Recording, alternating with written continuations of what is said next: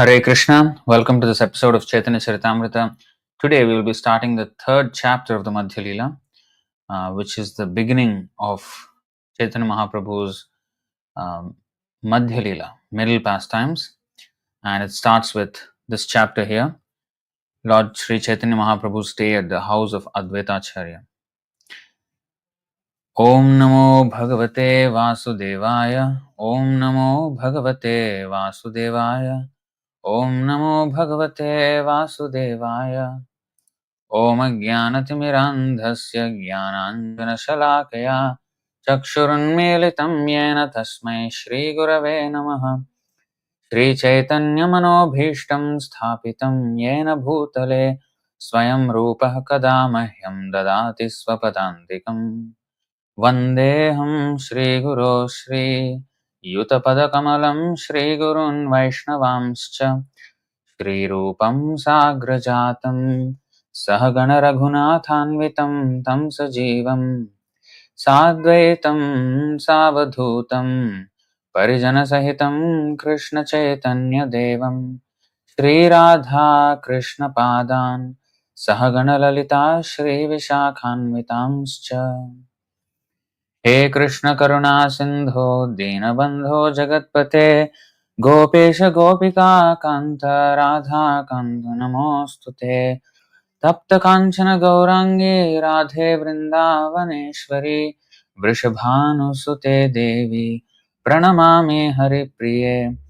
Vancha Kalpatarubhyascha Kripa Sindhubhya Evacha Patitanam Pavanebhyo Vaishnavebhyo Namo Namaha Namo Vishnupadaya Krishna Presthaya Bhutale Srimate Bhaktivedanta Swamin Niti Namine Namaste Saraswate Deve Gauravani Pracharine Nirvishesha Sunyavadi Paschatya Deshatarine Jai Shri Krishna Chaitanya Prabhu Nityananda Shri Advaita Gadadhar Shri Vasadi Gaura Bhakta Vrinda Hare Krishna Krishna Krishna Hare Hare Hare Rama Rama Rama Hare Hare. So today we'll be starting actually the third chapter of the Madhya Leela of Chaitanya Charitamrita. I have not seen how many verses there are in this chapter. Let me see. Oh, 219 verses. We're definitely not going to finish that today in this session. We will start it though. So first, before the first verse, there is a summary from Amrita Pravaha Bhashya, which is Srila Bhaktivinoda Thakur's commentary on the Chaitanya Charitamrita. And he has, I do not know if he has given a commentary on each and every verse. Probably he has, I do not know. But he definitely gave summaries of chapters. So if it is Amrita Pravaha Bhashya means it's a commentary. So I don't know if it's in a story format. So this is the summary of that chapter, of this chapter. In his Amrita Pravaha Bhashya, Srila Bhaktivinoda Thakur gives the following summary of the third chapter of the Madhya Leela.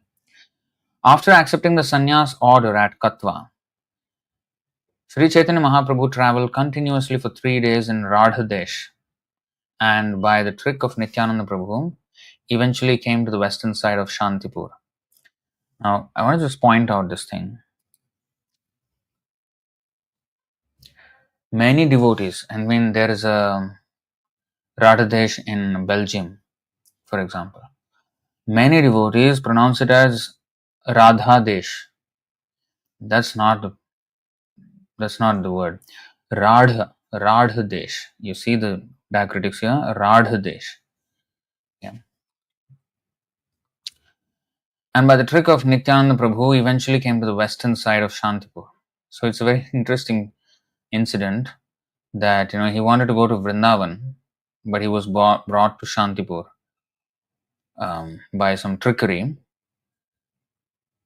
But of course, how can God be tricked? It's also pastime of the Lord. Sri Chaitanya Mahaprabhu was induced to believe that the river Ganga was the Yamuna. When he was worshipping the sacred river, Advaita Prabhu arrived in a boat. Advaita Prabhu asked him to take his bath in the Ganga and took him to his or Advaita's house. There, all the Navadvip devotees, along with Mother Sachi Devi, came to see Sri Chaitanya Mahaprabhu. This house was located at Shantipur. Mother Sachi Devi cooked for Sri Chaitanya Mahaprabhu and Nityananda Prabhu, and at that time there were many joking exchanges between Advaita Prabhu and Nityananda Prabhu. So, Shantipur is not too far away from Mayapur. If somebody can help me with the distance in the comment section, we will go through that. Hopefully, somebody will reply in the comment section. So, Sachi Mata, she came from Mayapur, Navadvip, to Shantipur, Advaita Acharya's house, to see Sri Chaitanya Mahaprabhu, because he already took sannyas by then, so he would not go to his house. But because the rule for sannyas is that he cannot see his wife, but there's no prohibition for him to see his mother or children. Of course, it's not like he will live with them or something, but they can come and visit him or anything like that, but not his wife. So that's the rule for sannyas. So Sri Sachidevi, mother of Chaitanya Mahaprabhu, she was wanting to go to Advaita Acharya's house. She went there in Shantipur, and even she was cooking for Sri Chaitanya Mahaprabhu and Nityananda Prabhu. And at that time, there were many joking exchanges between Advaita Prabhu and Nityananda Prabhu. And actually, although they were joking, they were very deeply meaningful. And some of that meaning is also explained in this chapter. In the evening, there was a mass Sankirtan at the house of Advaita Prabhu, and Mother Sachi Devi gave Sri Chaitanya Mahaprabhu permission to leave. So, okay, in the comment section, it is mentioned here the distance is about 36 kilometers. It's very, very near. It's not very far.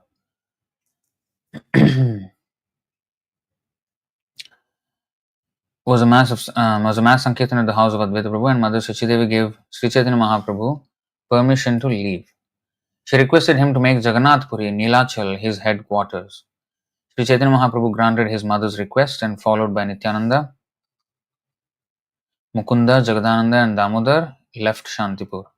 Now, the reason why she asked him to make Jagannath Puri his headquarters, even though he was sannyasi, was because she could hear news about him.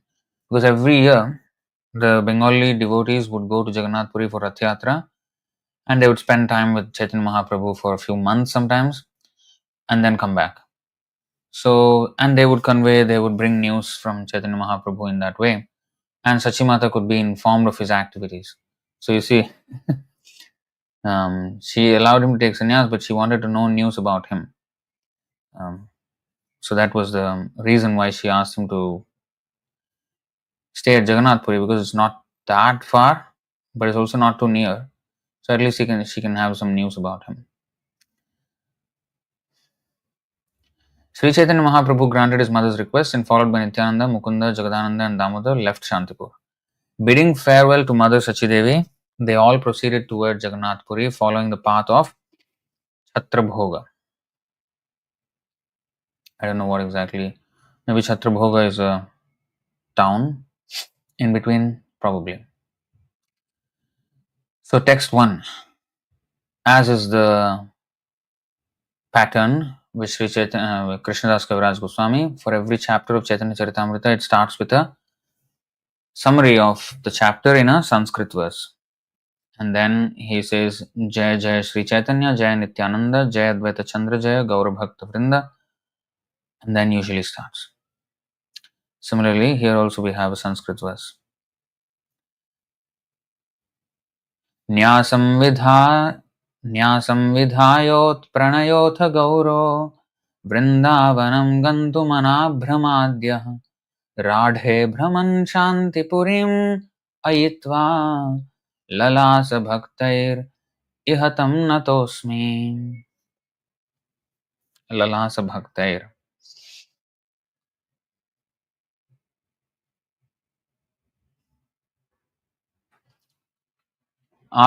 Translation. After accepting the sannyas order of life, Lord Chaitanya Mahaprabhu, out of intense love for Krishna, wanted to go to Vrindavan. But apparently by mistake, he wandered in Radhadesh. Later he arrived at Shantipur and enjoyed himself there with his devotees. I offer my respectful obeisances to Sri Chaitanya Mahaprabhu.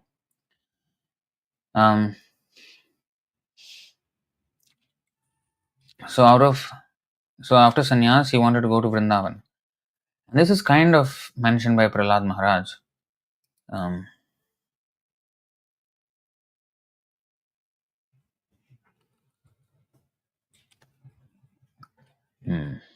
So Prahlad Maharaj says in 755,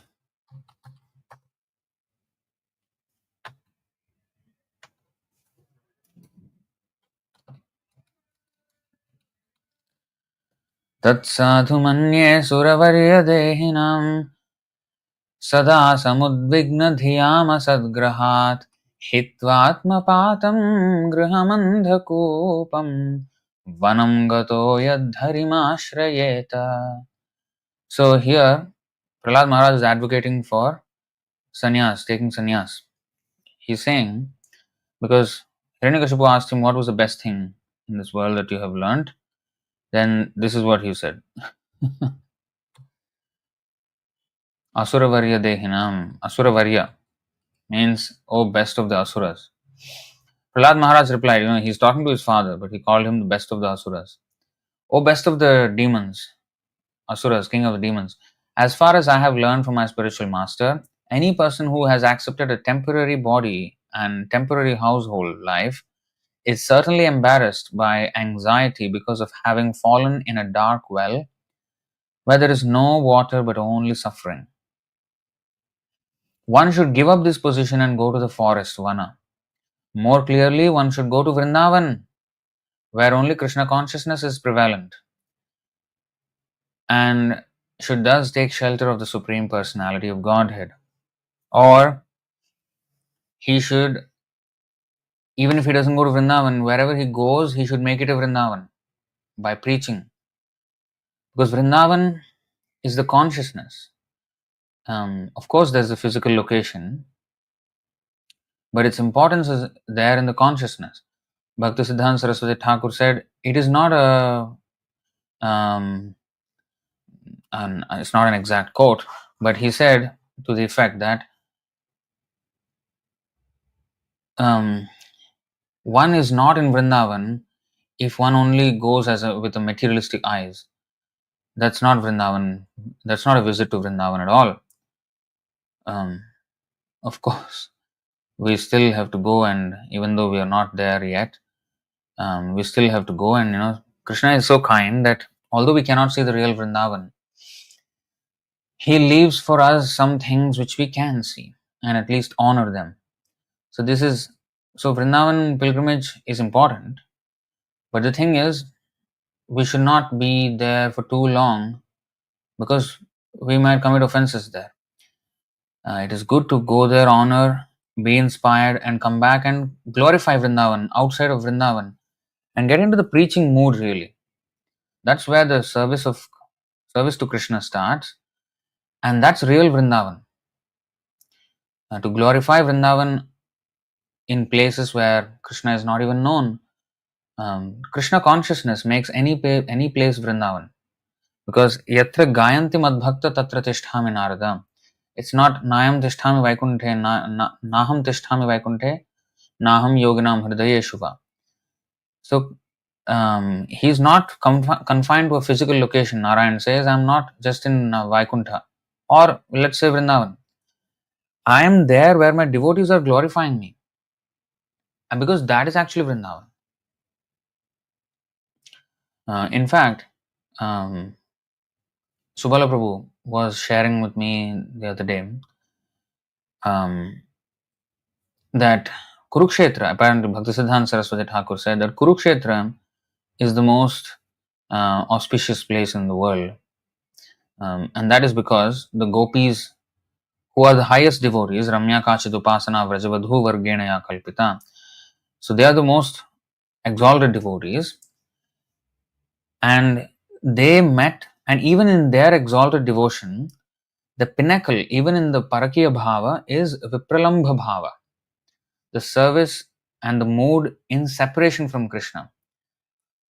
So in Vrindavan, they were always feeling the separation from Krishna when he went to Mathura and Dwaraka. And eventually, when they met Krishna at Kurukshetra, after the war, this is for a pilgrimage. At that time, their feelings, it's indescribable. They're indescribable. Those feelings are a mixture of, meeting and separation, and was whole agitation of ecstatic feelings. And that's the pinnacle of ecstasy and devotional service. So in Kurukshetra, that happened. And because of that, Kurukshetra became very prominent. So in that way, this is a very significant thing. So the real thing that made Kurukshetra auspicious, or the thing that makes Vrindavan auspicious, apart from Krishna, having his feet on those places, it's the bhava.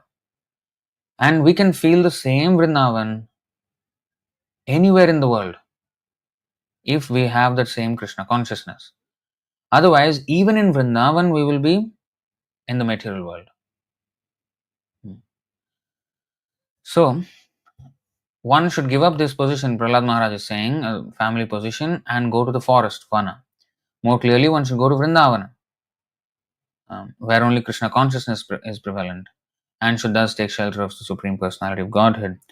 So that's why temples where Krishna consciousness is practiced, we should live there. Sannyasis should travel to these temples.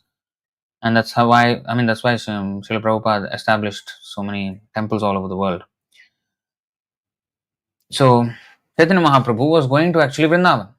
He gave up family life and was going to Vrindavan. And this is kind of explained in this verse, Yadagadharanyam.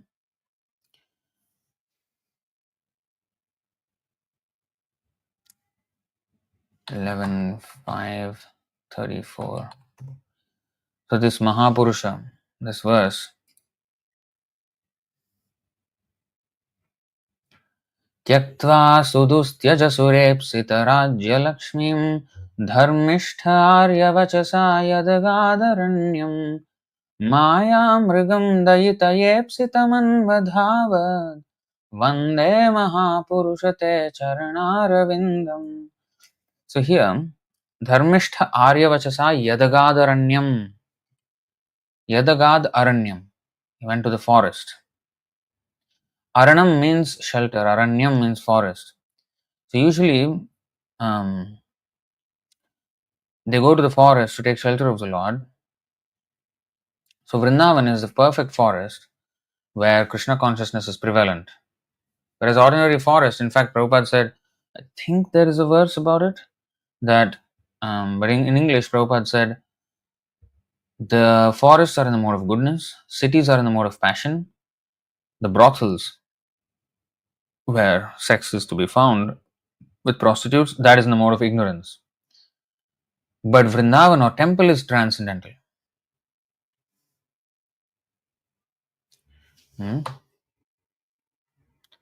So here, O Mahapurusha, I worship your lotus feet. You gave up the association of the goddess of fortune and all her opulence, which is most difficult to renounce and is hankered after by even the great demigods.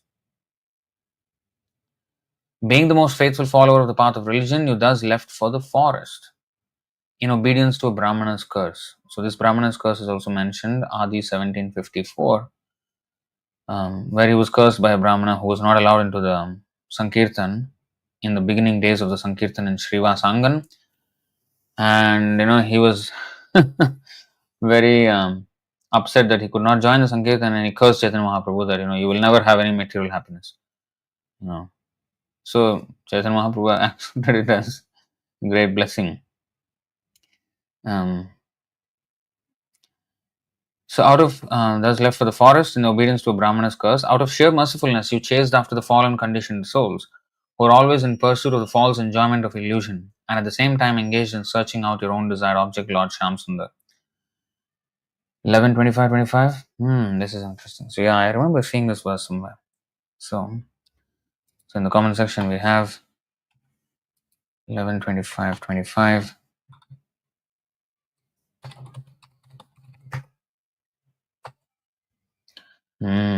Yes. Let me write that down.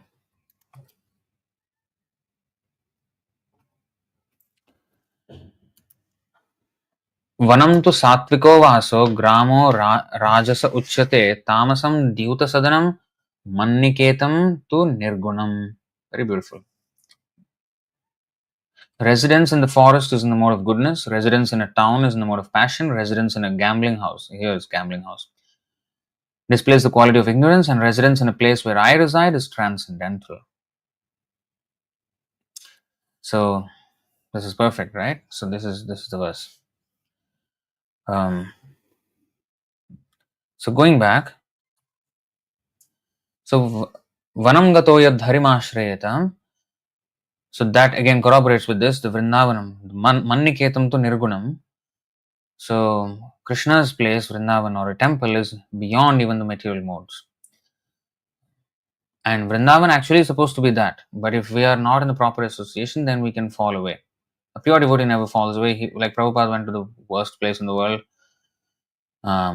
culturally speaking. They were all doing all kinds of sinful activities in America. And he went there and he made that into Vrindavan. I mean, those temples where he established and converted those people. So that takes an extremely strong personality empowered by Krishna to do so.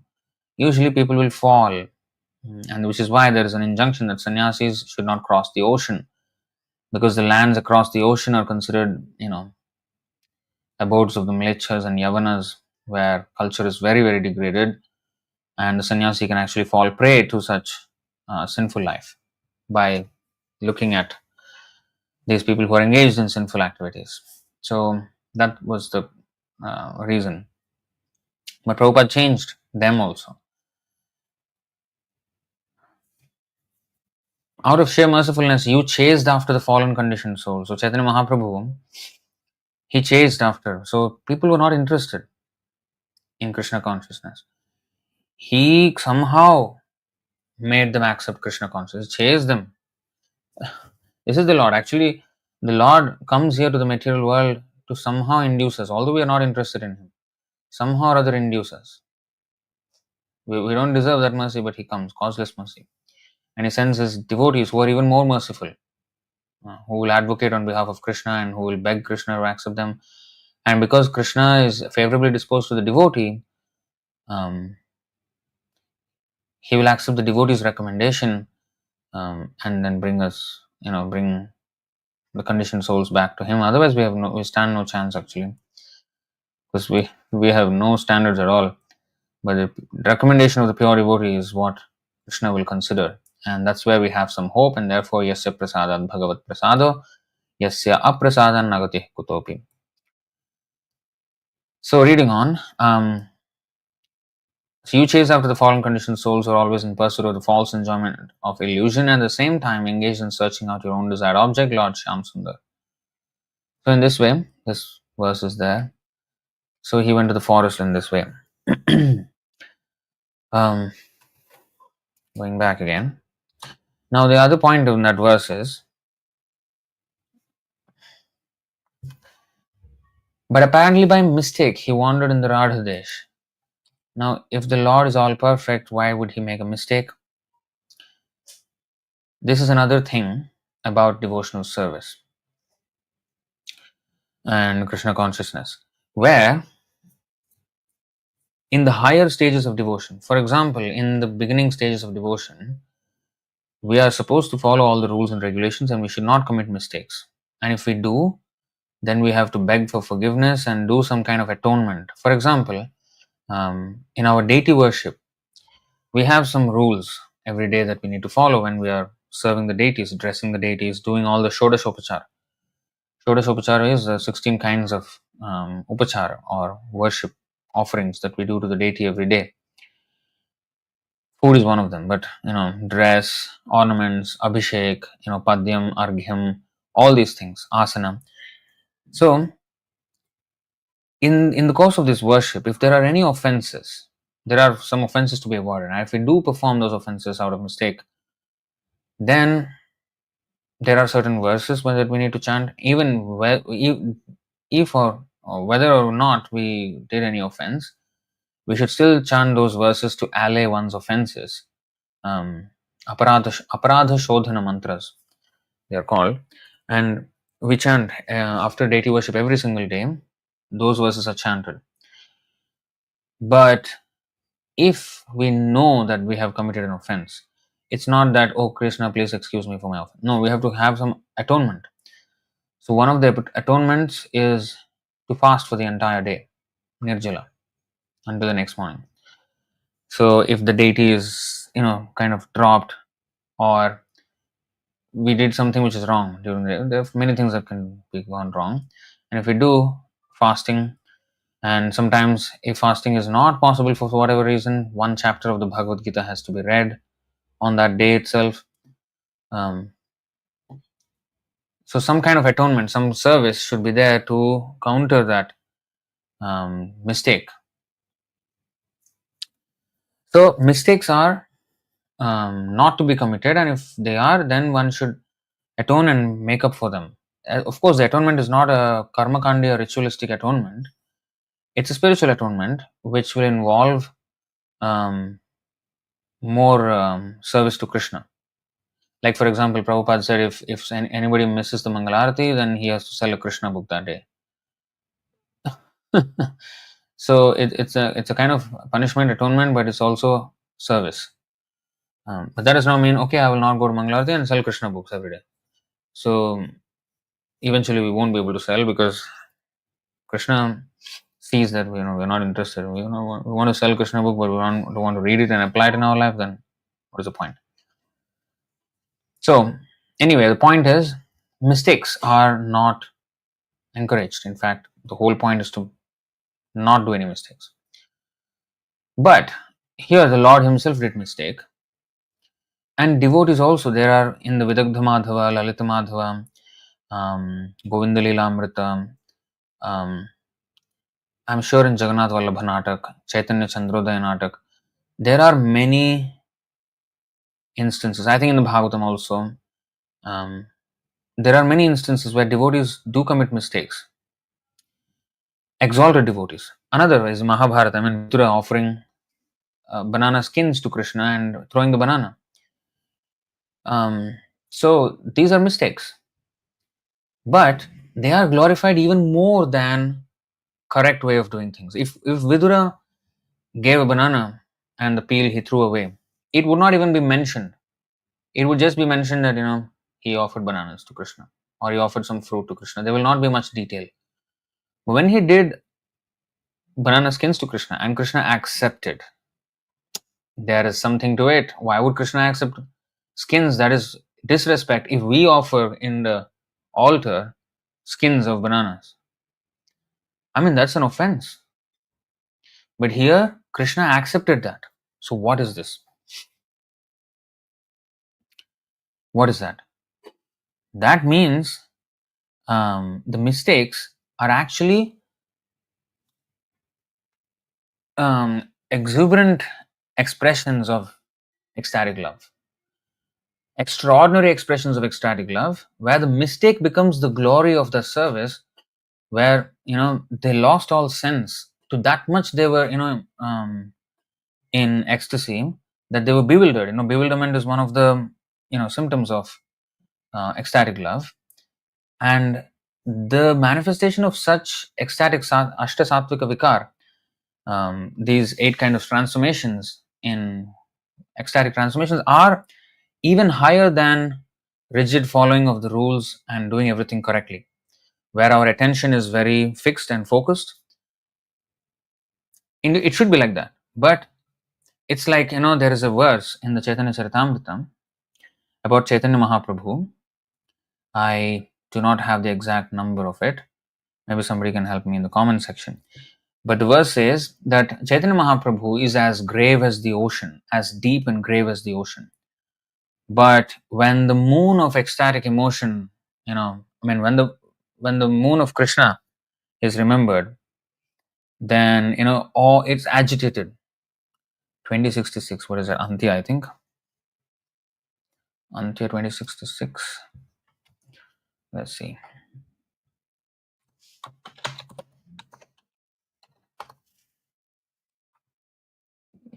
Yeah, Koti Samudra Gambhir. You see, Yadyapiha Prabhu Koti Samudra Gambhir. I mean, how vast and deep and grave is the ocean? I mean, how are you going to move the ocean? You can't. I mean, it's unstoppable. I mean, you can't do anything which is beyond our power, right? But Koti Samudra, millions of oceans of graveness, Chaitanya Mahaprabhu. Nana Bhava Chandrodaya Hoyana Asthir.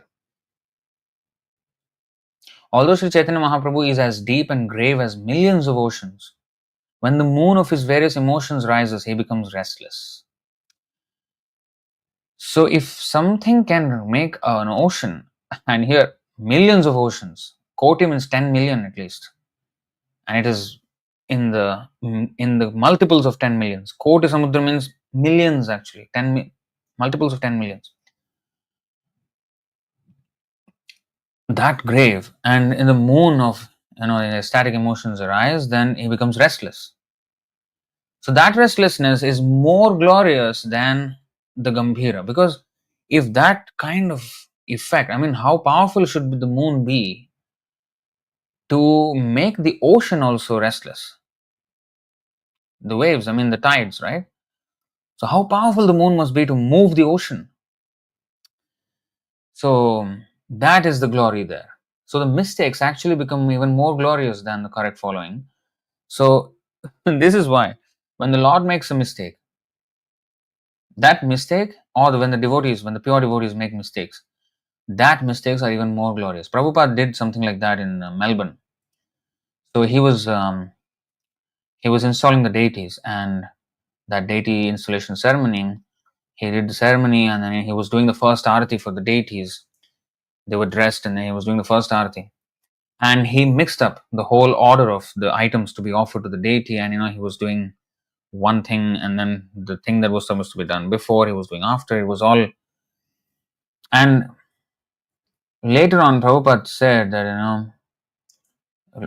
that he was so worried for Krishna. You see, actually, why should we be worried about Krishna? I mean, he's Supreme Personality of Godhead. We don't need to worry about him. But Yashoda worried about him when Trinavarta came, Putana came. That's the ecstatic love. It transcends the philosophical understanding that Krishna is the Supreme Personality of Godhead, and it goes even more further by the ecstatic emotion that it overtakes the knowledge that Krishna is the Supreme Personality of Godhead. And Krishna likes that even more than reverent devotional service. So Prabhupada was so worried that Krishna would not be served nicely because he was handing them over Radha Krishna to Mlechas and Yavanas who were completely uncultured. I mean, of course, they were initiated, first initiation, second initiation. Were they qualified? Well, their qualification was they took Prabhupada as all in all, and then they surrendered to him. But they did not know many things.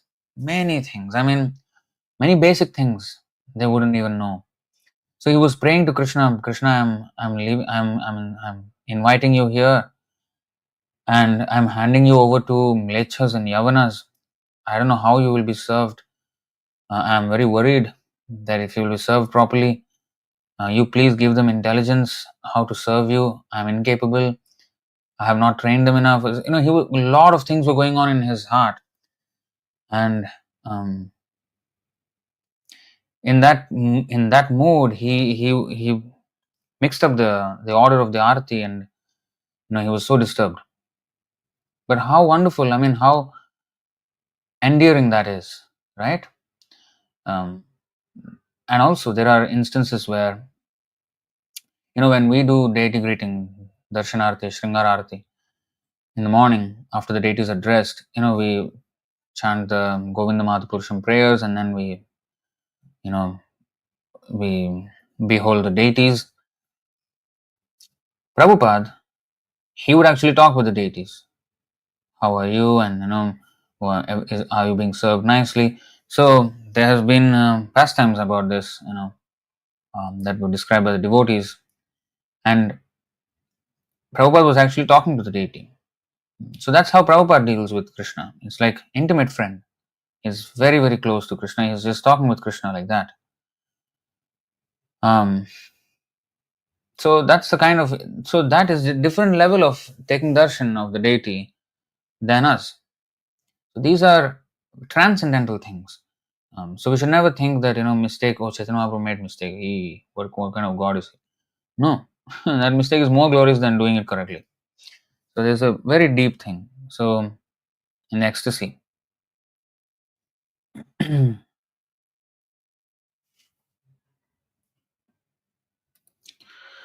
Okay, so going back to that verse there. Yes. So we're still in the first verse. Okay. Jaya Jaya Shri Chaitanya Jaya Nityananda Jaya Advaita Chandra Jaya Gaura Bhakta Vrinda.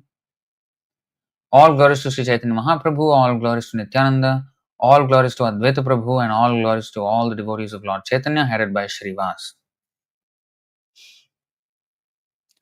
Chabbisha Vatsara Sheshe Jai Magha Mas Tara Shukla Pakshe Prabhu Korila Sannyas. At the end of his 24th year, in the month of Magha, Sri Chaitanya Mahaprabhu accepted the sannyas order during the waxing period of the moon. Magha Mas means it will come January, February, during the time where Kumbh Mela happens. That is about the time in that Purnima, right? During the waxing period of the moon. Can somebody?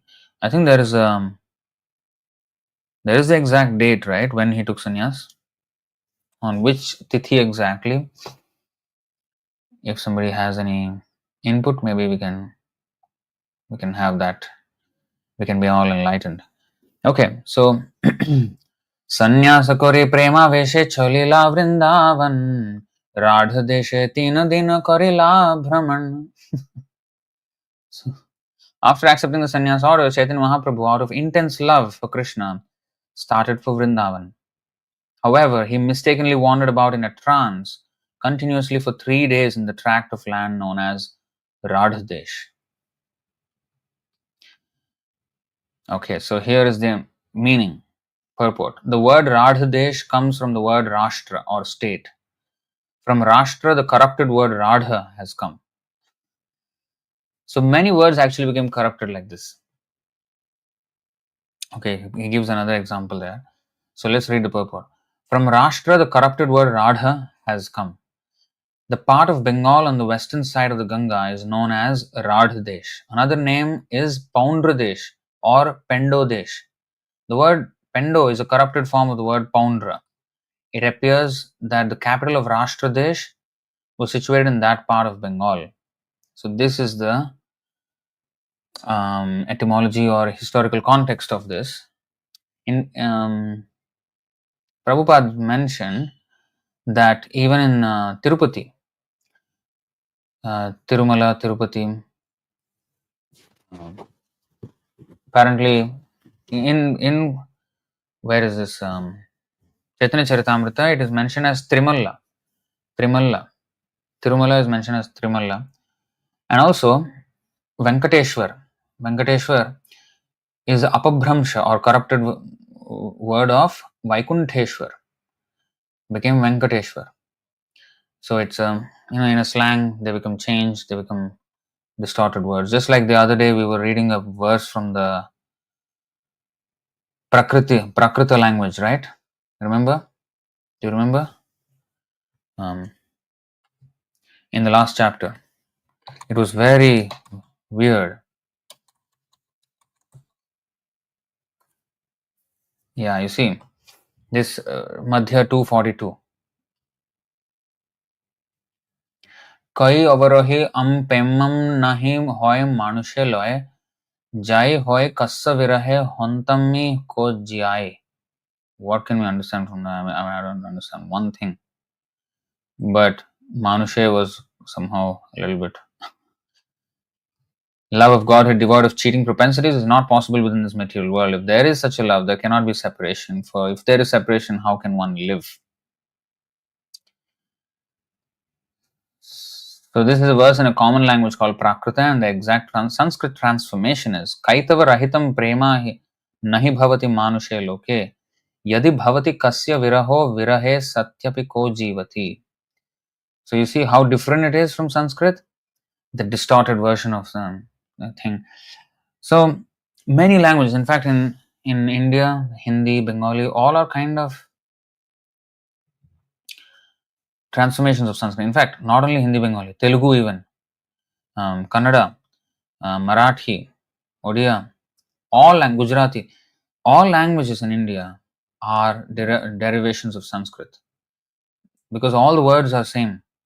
If the original pure version of these languages are just like Sanskrit, even Telugu, exactly like Sanskrit, but today's Telugu sounds very different because all those words, even in Telugu, there are slangs.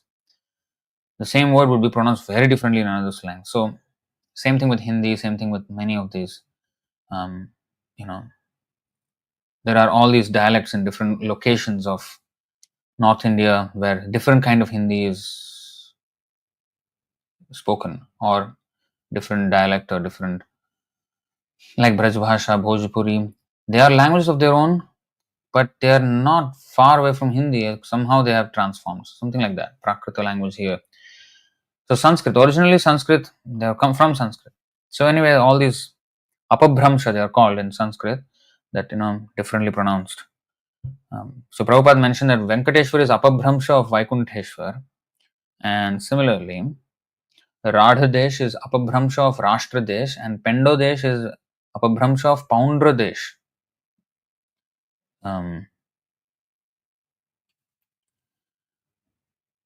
It appears that the capital of Rashtradesh was situated in that part of Bengal.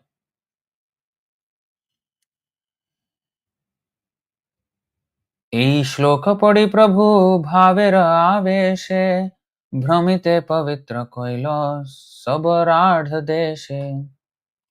Passing through the tract of land known as Radhadesh, Sri Chaitanya Mahaprabhu recited the following verse in ecstasy.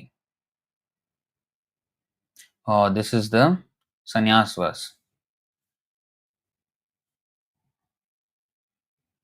एतां स आस्थाय परात्मनिष्ठाम् अध्यासितां पूर्वतमैर्महद्भिर् अहं तरिष्यामि दुरन्तपारं तमो मुकुन्दाङ्घ्रि निषेवयैव.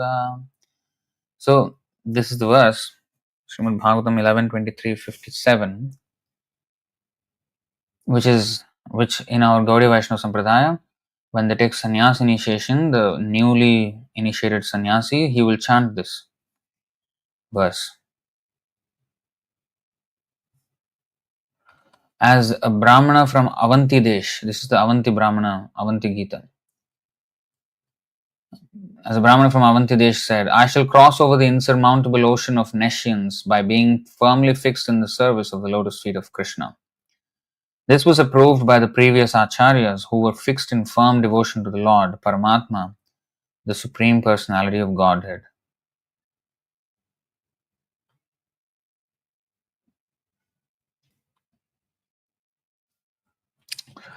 Etam saha asthaya paratmanishtham adhyasitam purvatamai, by previous mahadbhir acharyas. Purvatamai mahadbhir aham dharishyami. So in this way, I will thus be completely fixed in devotion to the Supreme Personality of Godhead, as was established by the previous acharyas, and thus I shall cross over the insurmountable ocean of nescience by taking shelter of the service of Mukunda Angri, or the lotus feet of Mukunda.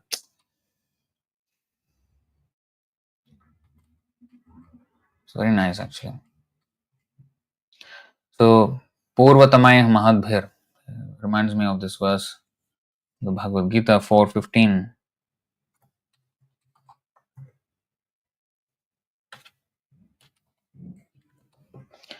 एवं ज्ञात्वा कृतं कर्म पूर्वैरपि मुमुक्षुभिः कुरु कर्मैव तस्मात् त्वं पूर्वैः पूर्वतरं कृतम्. Krishna is saying to Arjuna, all the liberated souls in ancient times acted with this understanding of my transcendental nature. Therefore, you should perform your duty following in their footsteps. So, here, that verse is saying, I will follow in their footsteps. Oh.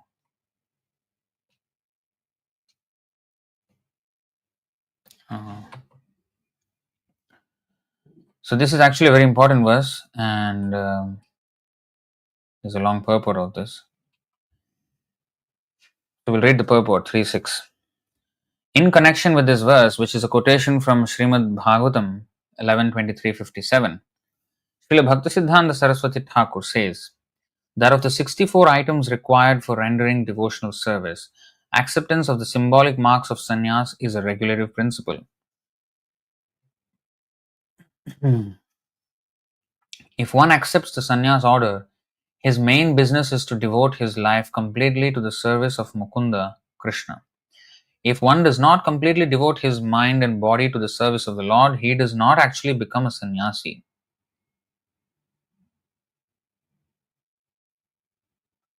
It is not simply a matter of changing dress. In Bhagavad Gita 6.1, it is also stated, Anashritah karma phalam karyam karma karoti yaha sasannyasi cha yogi cha. One who works devotedly for the satisfaction of Krishna is a sannyasi. The dress is not sannyas, but the attitude of service to Krishna is. So in this way, any devotee can be a sannyasi, in spirit.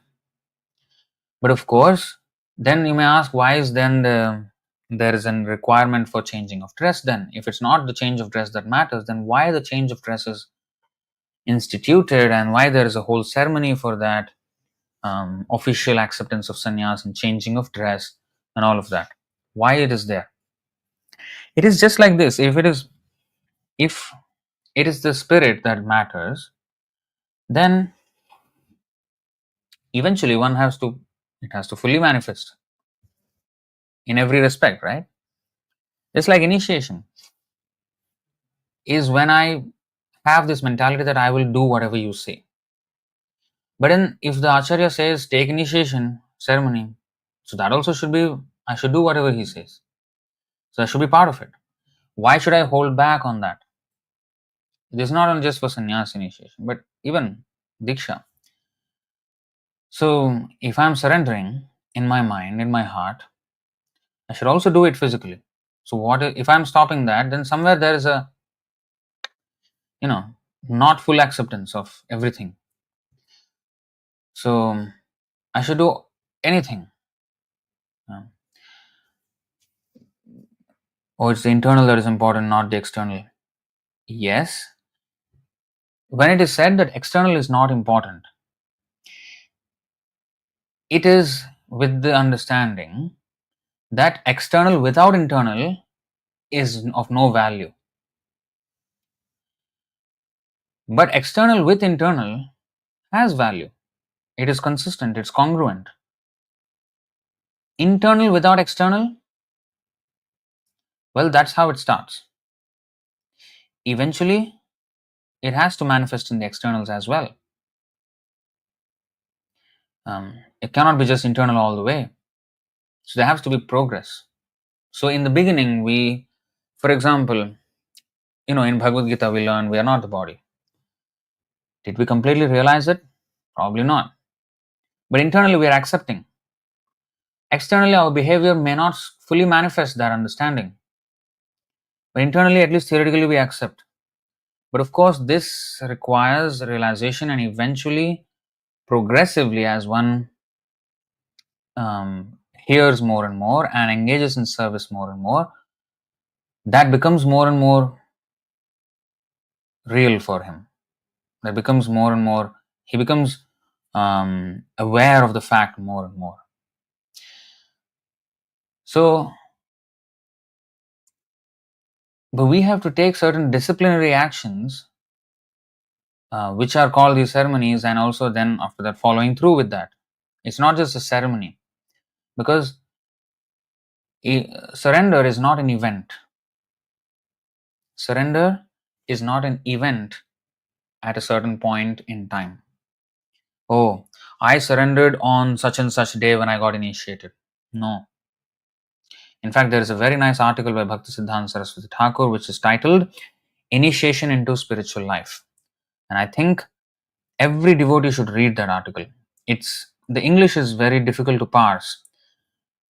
If we have read Prabhupada's books, and if we have a dictionary on our side, we should have, when we are reading any Bhaktisiddhanta Saraswati Thakur's work, we should have a dictionary. And even with dictionary, we cannot parse through that if we have not read Prabhupada's books purposefully.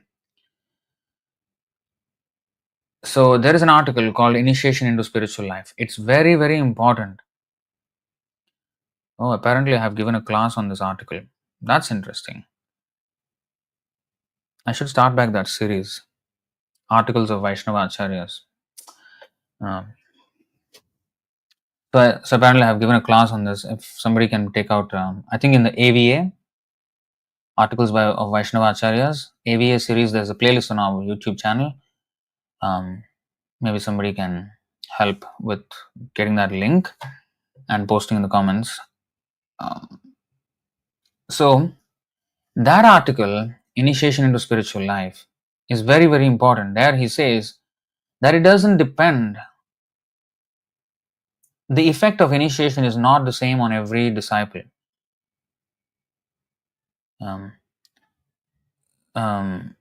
Because the level of surrender, it always depends on our level of surrender. How willfully are we surrendering? That does not mean, oh, I'm not yet ready, so when I'm ready, that time I'll take. We will never be ready. We'll never be ready. Initiation means, yes, I want to follow, I want to take this as a vow. So that's initiation. And that we have to formalize it. If we think that is not important, well, it is one of the instructions of Prabhupada. So we have to follow it. So these things, there should be no gap between our internal understanding and external behavior. At least at our level, we are not in the. We understand that love of Godhead is the highest, but we are not there. So, what is beyond our control? We're not talking about that. But what is within our control in Vaidhi Bhakti, we should do. That's why it is called Vaidhi Bhakti. There is Vidhi. There are rules and regulations. So, another thing I wanted to point out on the screen here, you see, when he quoted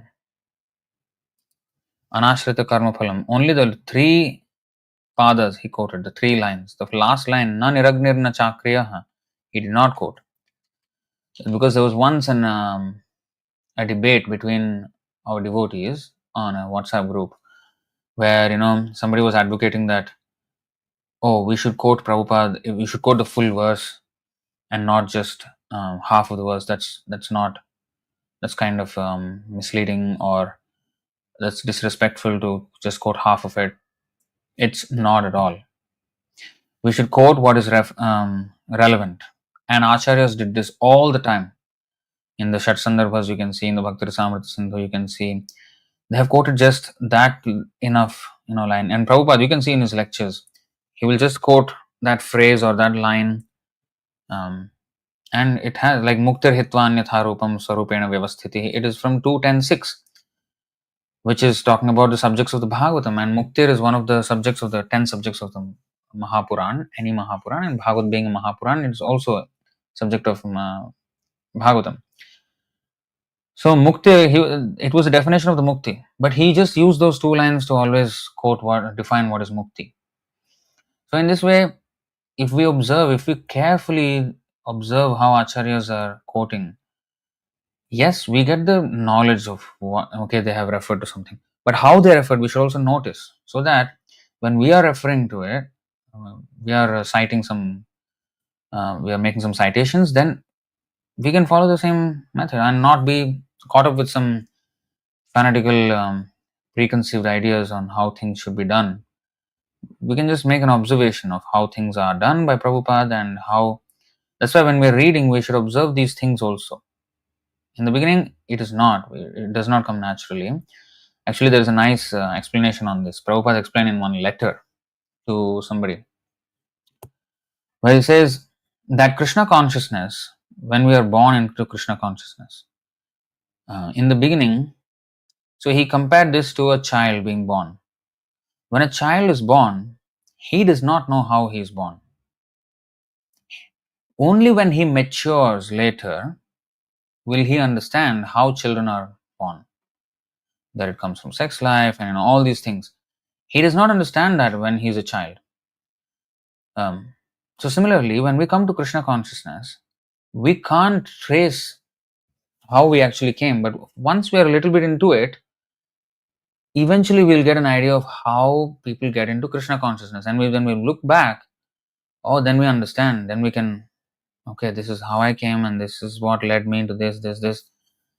Yeah, it it fits the pattern. I was inquisitive at some point, and devotee's mercy, some book was sold, and I read it, and I was reading for my own thing, but actually Krishna is purifying me. But the Acharya Prabhupada is actually purifying, planting the seed of devotion.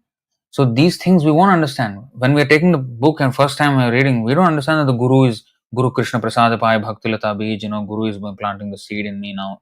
No understand, zero. Later on, slowly we will understand in the association of devotees, um, in the course of reading books and advancing in our devotional life. So similarly, when we're reading in the beginning, we progressively get convinced of the philosophical understanding. When we have to preach, that's when we will begin to notice that, hey, I understood this point so nicely when I read, but when I'm trying to tell this to others, it is not coming the way I want to tell it. And I don't know, the words are not coming out as effectively. Like, what is the thing?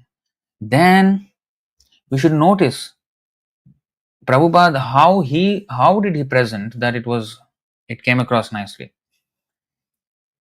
Then if we just repeat that, and of course we should have the conviction as well, then it starts to slowly, we also start to develop the kind of lingo, the kind of um, language, parlance that we use in our Krishna consciousness movement. We should get ourselves acclimatized to words like Krishna consciousness, devotional service, bona fide spiritual master. There are so many like this, and all the philosophical concepts as well. So all this we have to become acclimatized and familiarize ourselves with. And then we know how to present it. So we should observe how it is presented by Prabhupada. And then we have to present it in that way. And then always staying true to the Shastra. If you see any purport of Prabhupada, although he's giving it in English, each line can be expanded into, very elaborately, and everything can be connected to a Shastric quotation. So that's the beauty of, how Prabhupada explained everything. So we should notice all these things. So that's another thing I wanted to just show. So anyway, coming back to the point, the dress is not sannyas, but the attitude of Krishna, of service to Krishna is. And this can be adopted by anyone, whether it's a man or a woman or brahmachari, sannyasi, grihastha, vanaprastha, brahmana, kshatriya, vaishya, shudra. Karyam karma karoti yaha anashritah karma phalam. Then he's sannyasi and then he's yogi. Yogi means he's actually in yoga with Krishna, in connection with Krishna, in union with Krishna. Then, moving on. The word Paratmanishtha means being a devotee of Lord Krishna. Paratma, the Supreme Person, is Krishna. Ishvarah Paramah Krishna, Sachidananda Vigraha. Brahma Samhita 5.1. Those who are completely dedicated to the lotus feet of Krishna in service are actually sannyasis. As a matter of formality, the devotee accepts the sannyas dress as previous acharyas did. He also accepts the three Tridandas. Later, Vishnu Swami considered that accepting the dress of a Tridandi was Paratmanishtha. Therefore, sincere devotees add another danda, the Jiva danda, to the to the three existing dandas. The Vaishnava sannyasi is known as a Tridandi sannyasi. The Mayavadi sannyasi accepts only one danda, not understanding the meaning of Tridanda. Later, many persons in the community of Shiva Swami gave up the Atmanishtha devotional service of the Lord and followed the path of Shankaracharya. Instead of accepting 108 names, those in the Shiva Swami Sampradaya follow the path of Shankaracharya and accept the 10 names of sannyas. Although Sri Chaitanya Mahaprabhu accepted the then existing order of sannyas, namely Ekadanda, he still recited a verse from Srimad Bhagavatam about the Tridanda sannyas accepted by the Brahmana of Avantipura. Indirectly, he declared that within that Ekadanda, one danda, four dandas existed as one. Accepting Ekadanda sannyas without Paratmanishtha, devotional service to Lord Krishna, is not acceptable to Sri Chaitanya Mahaprabhu. In addition, according to the exact regulative principles, one should add the Jiva danda to the Tridanda. These four dandas bound together as one are symbolic of unalloyed devotional service to the Lord. Because the Ekadandi sannyasis of the Mayavad school are not devoted to the service of Krishna, they try to merge into the Brahman effulgence, which is a marginal position between material and spiritual existence. So, because they think we become one with the Lord, we become one with Brahman, so it's one danda, one Ekadandi sannyas. They accept this impersonal position as liberation. Mayavadi sannyasis, not knowing that Sri Chaitanya Mahaprabhu was a Tridandi, think of Chaitanya Mahaprabhu as an Ekadandi sannyasi. This is due to their vivarta, bewilderment. In Srimad Bhagavatam, there is no such thing as an Ekadandi sannyasi. Indeed, the Tridandi sannyasi is accepted as a symbolic representation of the sannyas order. By citing this verse from Srimad Bhagavatam, Sri Chaitanya Mahaprabhu accepted the sannyas order recommended in the Srimad Bhagavatam. The Mayavadi sannyasis who are enamored of the external energy of the Lord cannot understand the mind of Sri Chaitanya Mahaprabhu.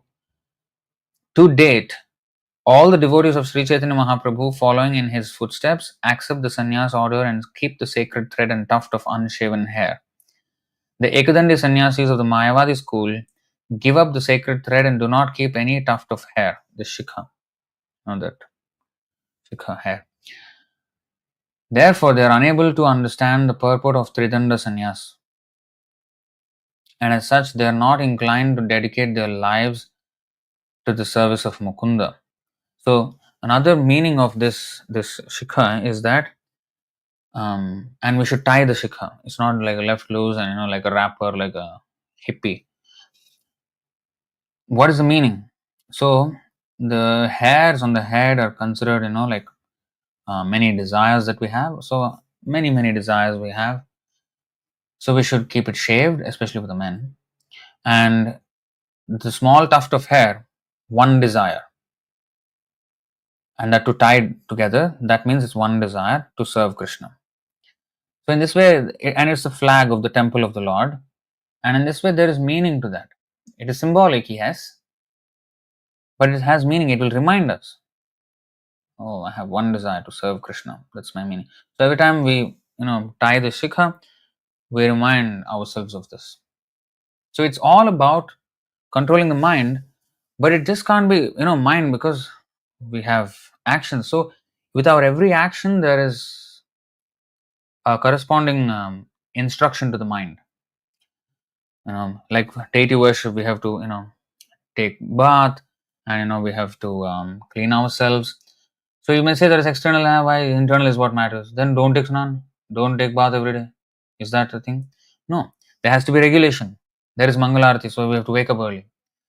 So if there is no deity worship, yes, Brahma Muhurta is still powerful. One can wake up and do the thing. But if there is no temple, if there is no deity worship, then there is no real reason, and our meditation on the Lord is not complete. When we look at the Lord every day in the morning, if that's how we start, then it's Mangal. Mangal means auspicious. But if that is not there, then where our mind, our eyes will have to see something. What it will see then, if it does not see the deity? Something else of this material world. And dhyayato vishayan pumsa sangasteshu upajayate sanga. So we start associating with that thing. Once our senses perceive something, we start associating with that. So we associate, we have hairstyle, this and that, so many hairstyles. So that is also a thing. So we also have a hairstyle. We have, like shaved and then shikha. So this is a hairstyle. But it is connected with Krishna. Oh, I should have only one desire to serve Krishna. So Prabhupada wanted every 2 weeks, shave the head. This is for the men. And for the women, they have to braid it. That is also meaning one. One desire, which is there is two things actually there, which is chastity towards husband, only one man, and also spiritually to Krishna. So that's why the women also kept their hair is braided. So that's the proper hairstyle for the devotees. So in that way, we have to understand the significance of these things. Like even tilak, you may say, what is the point of putting tilak? I have to remember the Lord. Why externally I have to show off or what? First of all, even if you show off, if the other person is reminded of Krishna by seeing the tilak, then that is good for that, and we also get a commission in that. Of his remembrance of Krishna, because we played a part, so we will get a commission in that, spiritual commission. So that's to our credit. But also marking the tilak, we spend time Om Keshwaya Namaha. In fact, in South, they call it Namam. In Telugu also they call it Namam. Oh, did you put Namam? So Namam means name. So when we are putting the tilak, we are chanting the name of Krishna, and we did actually a whole class on tilak as well. It's to so we have our own tattoo system. Every gang has a tattoo. Different kinds of tattoos they have to identify. Every gang member, they'll know if they see the tattoo, they know that this guy is from that gang. Like that. So they have identification marks. Just not in gangs. I mean, even in military, there is dress code. There's uniform. So even in offices, although they don't say this color on this, they have some dress code. Some rules are there. So here also institution there's a rule. And of course, it's the lotus feet of Krishna. Now you may say, oh, I can't see my own tilak, so what is the point of putting it here? I know I have put it, right? And I know that it will be shown to everybody. And it is a protection for me as well. When I dress and put on tilak, it's for my own protection as well, not just to preach to others or to make others remember Krishna, but I myself, if I am dressed properly and as a devotee, and if I am putting on tilak, then even if I have any desire to behave in a way that is not Vaishnavic, I will think, I'm representing Krishna here. I have marked my body with tilak. I shouldn't be doing this. I should. So, of course, we should not come to the point where we are forcibly controlling our temptations. It should not even go there. We should be so strongly situated in satisfaction in Krishna consciousness that those things don't even attract us. But this is also a protection, even subtly, because the mind can go subtly wrong. Just like Chota Haridas, he was a sannyasi and he just looked at a woman and immediately he was chastised and banished from Chaitanya Mahaprabhu's association forever. And even after he committed suicide, Chaitanya Mahaprabhu said, that is very good. He did not even flinch, he did not even feel anything. Vajradapi kathora kusumadapi kamala. Harder than the thunderbolt, softer than the rose. So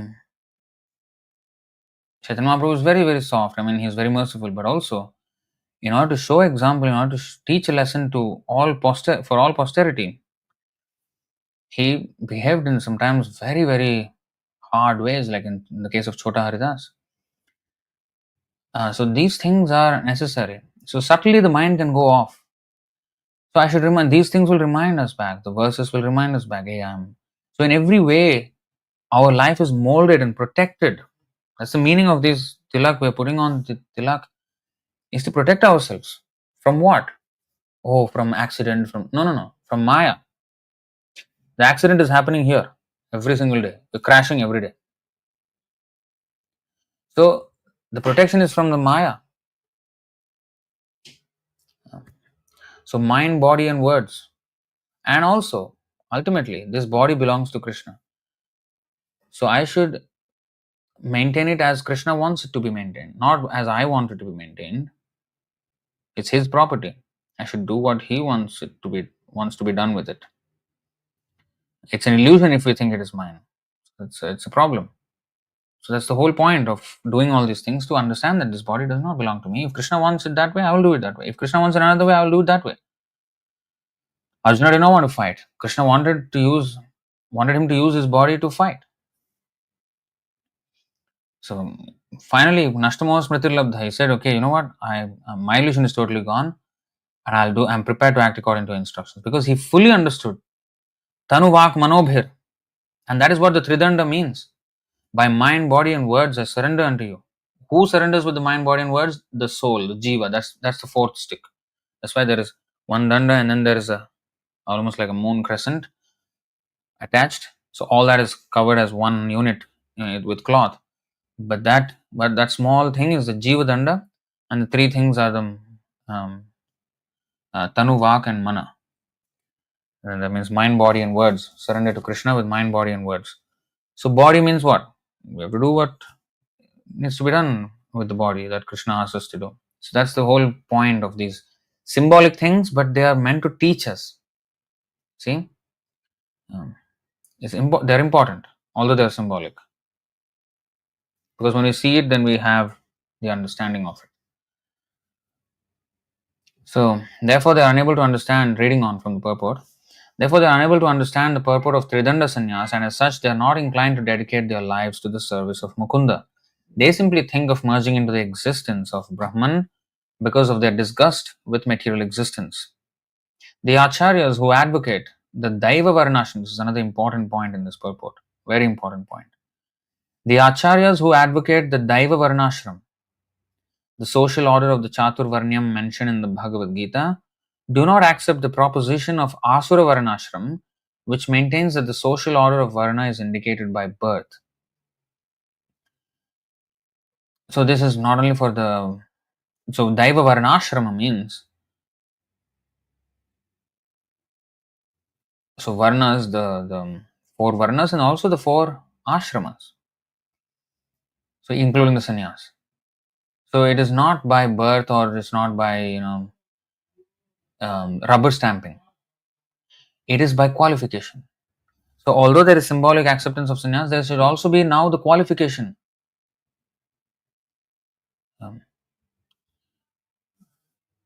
Like Prabhupada, his sannyas name was given Bhaktivedanta Swami. And Prabhupada proved those words, Bhaktivedanta. So he preached the philosophy of Vedanta, which is Bhakti to Krishna. And he preached that all over the world. And he's a Swami, he's a controller of his senses. So the names of pure devotees actually describe their characters. Whereas when those names are bestowed upon conditioned souls, they may not fully reflect the character of that person.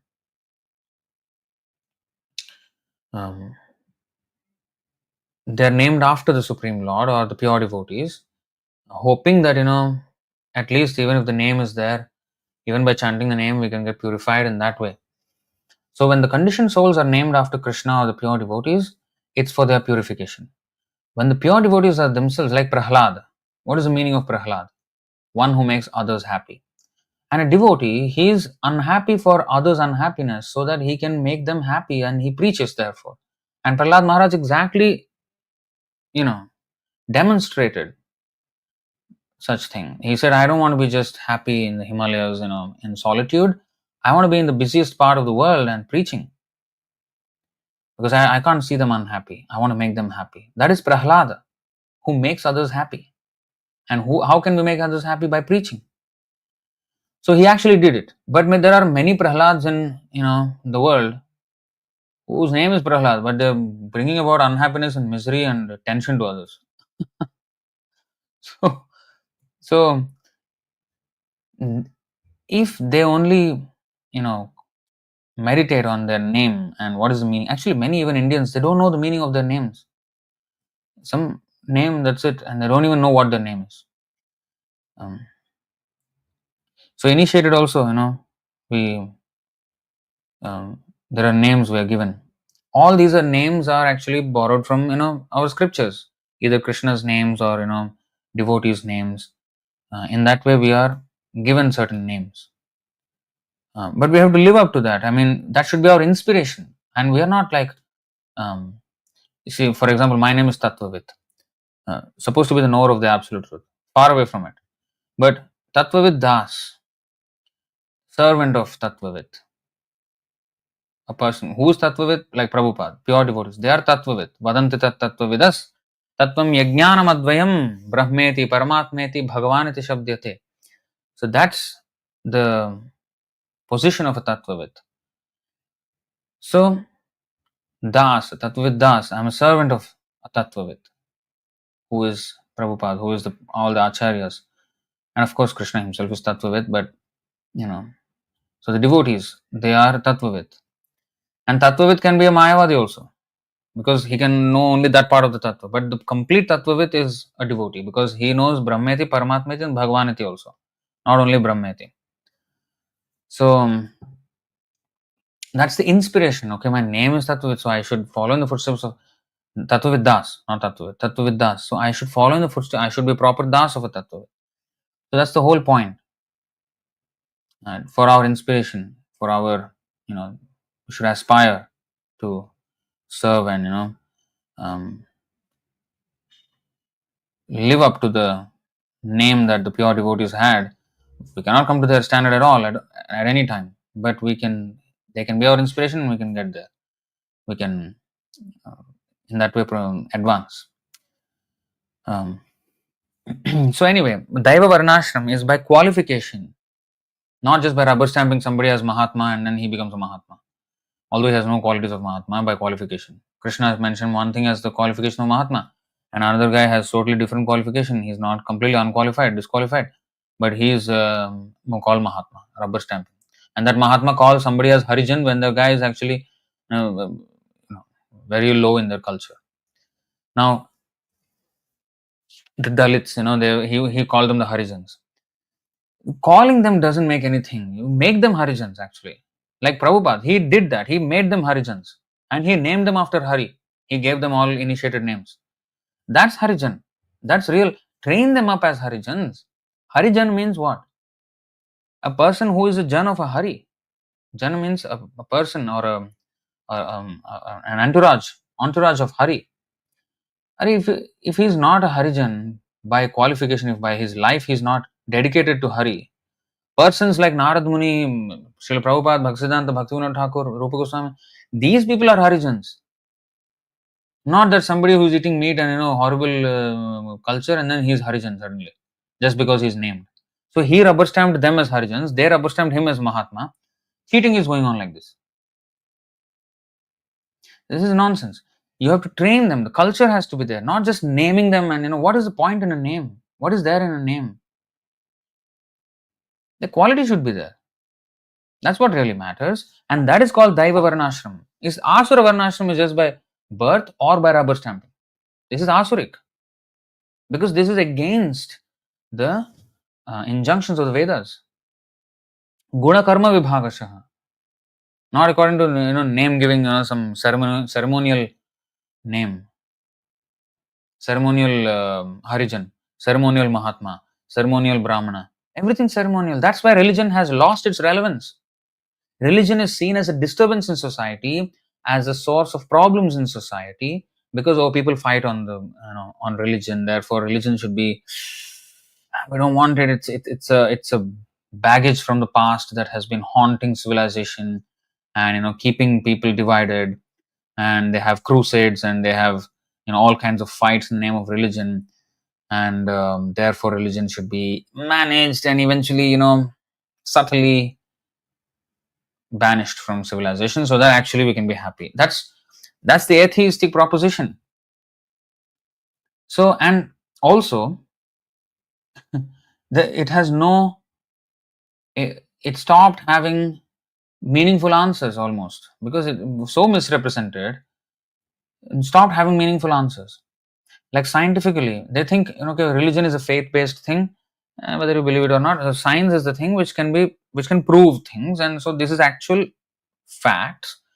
You may choose to believe something if that gives you strength to participate in our civilization. Well and good. You go and participate. You go and pray in the temple or in your house or whatever. Read your books. Make sure that all that strength that you get, you put it in our GDP. Okay, our economics must increase. Otherwise, you are not a productive citizen. You are not a productive denizen of this place. If you are a permanent resident, your permanent will become temporary resident, and you will be kicked out from here. Don't stay in our country if you are not contributing economically. If you're not productive economically, then whatever you're doing is meaningless. And they reward and give attention and praise things which make us a slave of their system. They'll give awards, oh, best employee, or like what is that, academic excellence. These are all awarded, praised, edifications, so many things to pep up, to make you feel good about it. But what they're doing with that? Be a good ass. Okay, be a good donkey for me. You are very great. You can get this good job, and be an ass in the corporate machinery and serve our purpose. If you want religion, if that's what gives you strength, go and do it. If sports gives you strength, go and do that. You watch sport. If movies give you strength, go and do that. Whatever, but our GDP must not go down.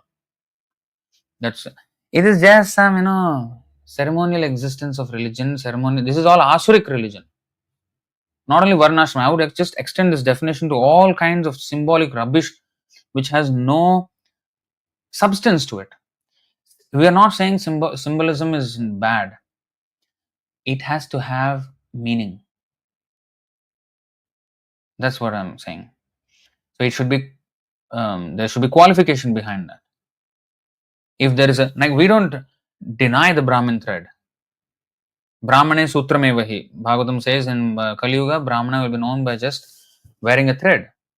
In other yugas, they used to actually be qualified. But here, just thread. But that does not mean we reject the thread.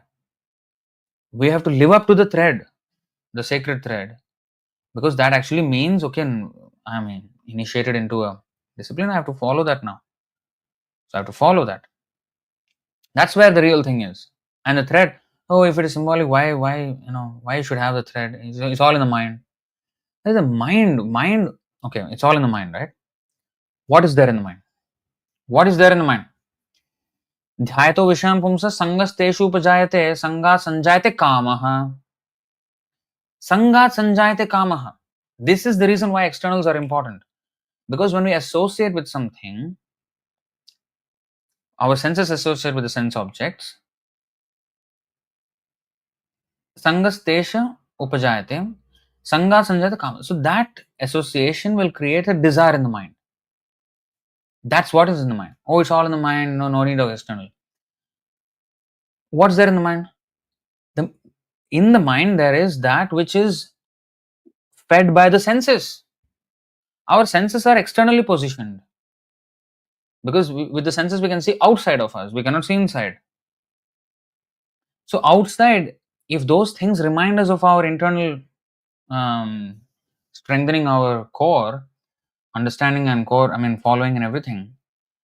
So the external must reflect or make us contemplate on the internals.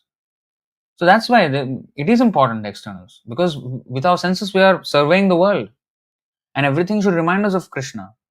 And if you have a thread, I have to fulfill all the obligations that come with it. That's a reminder. The thread itself is not going to do anything, but it has an effect on the mind if we understand its importance. So everything that is external has a relation like this. So that's why these things are important. Sangat sanjayate kamaha. That's why the deity is important. We look at the deity, then we'll forget the beauty of this world. We forget the beauty of the opposite sex. We become engrossed in the beauty of the Lord. There's a nice pastime like that in the Ramanujacharya's disciple. There's a story like that. He was very attached to one woman who has beautiful eyes. And, he was just looking at her even in public. He could not stop looking at her. And people were like, hey, what kind of behavior is this? In India, I mean, in Western civilization, they will say, it's not civilization, it's like animals. They say, oh, how cute. Oh, he's always looking into her eyes. It's so cute. That's not cute. That's stupid. Stupid. Public display of affection. PDA, they call it. Yeah. So that is almost prostitution. In fact, Ajamil saw such two people, the prostitute and one man. They were having public display of affection, and then he fell. He was a Brahmana boy. He fell. Sangat sanjayate kama. Because that's what if that's what we see, that's what. So he was seeing this man. He was looking at his wife's eyes because she was so beautiful. Her eyes were so beautiful. And then everybody was like, hey, what is this? Look at him. He's walking backwards in public because he wants to look at his wife's face. I mean, I don't know how the wife would have felt, how embarrassed she must have, I don't know. Or whether she was feeling like a queen, I don't know.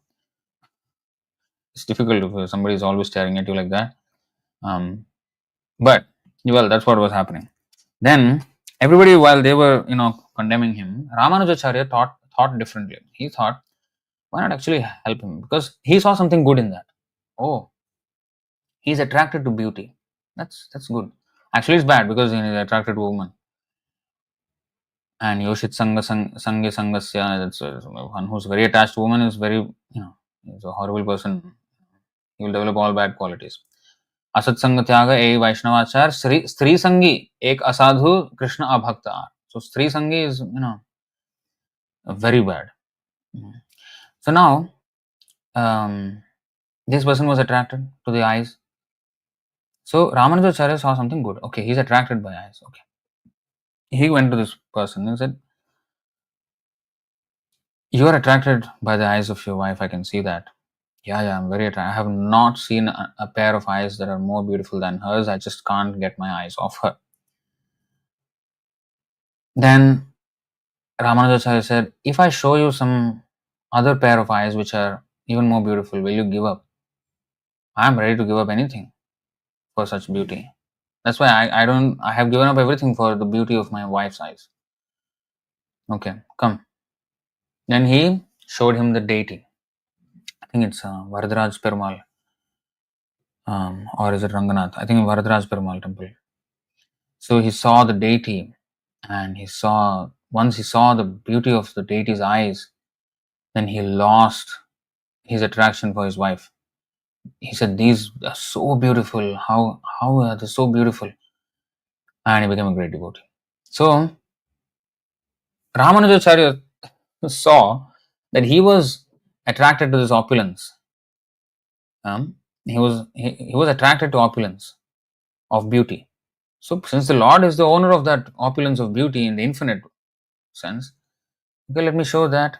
So if beauty is what really attracts him, then I will show him beauty, and then he'll be attracted. So the point is, if we are attached, if I am seeing the deity, then my vision is getting purified. If I hear about Krishna Katha, then my ears are becoming purified. If I wear like a devotee, then my mind has become purified. Oh, I'm representing Krishna. I'm actually proud of it. I should behave properly. I should behave in a way that pleases Krishna. I should be friendly with devotees. I should be doing my sadhana properly. I should be preaching nicely to others. I should represent Krishna nicely to others so that they will also come to Krishna. So in this way, it acts on the mind, because mind is like a crystal ball. That verse is there. Haribhakti Sudhodaya 851.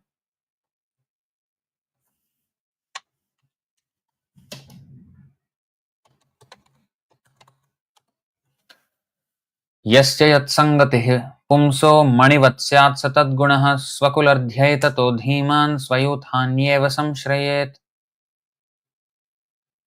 As the qualities of a nearby object are reflected in a crystal, one similarly takes on the qualities of a person with whom he associates.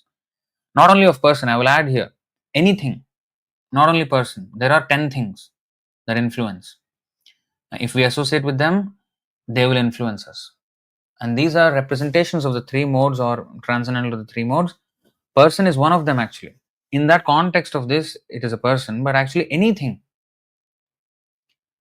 in those 10 things, it takes on the qualities of a person with whom he associates. Therefore, in order to increase one's devotional sentiment in his own line, a wise person should take shelter of those who have the same temperament. So the 10 things are explained in the Srimad Bhagavatam 11:13:4, I think. Yeah.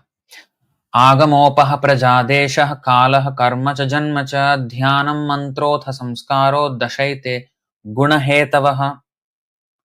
Gunahetavah means, if you literally translate it, is a cause of the causes of the modes of nature. But they are not the causes of the modes of nature.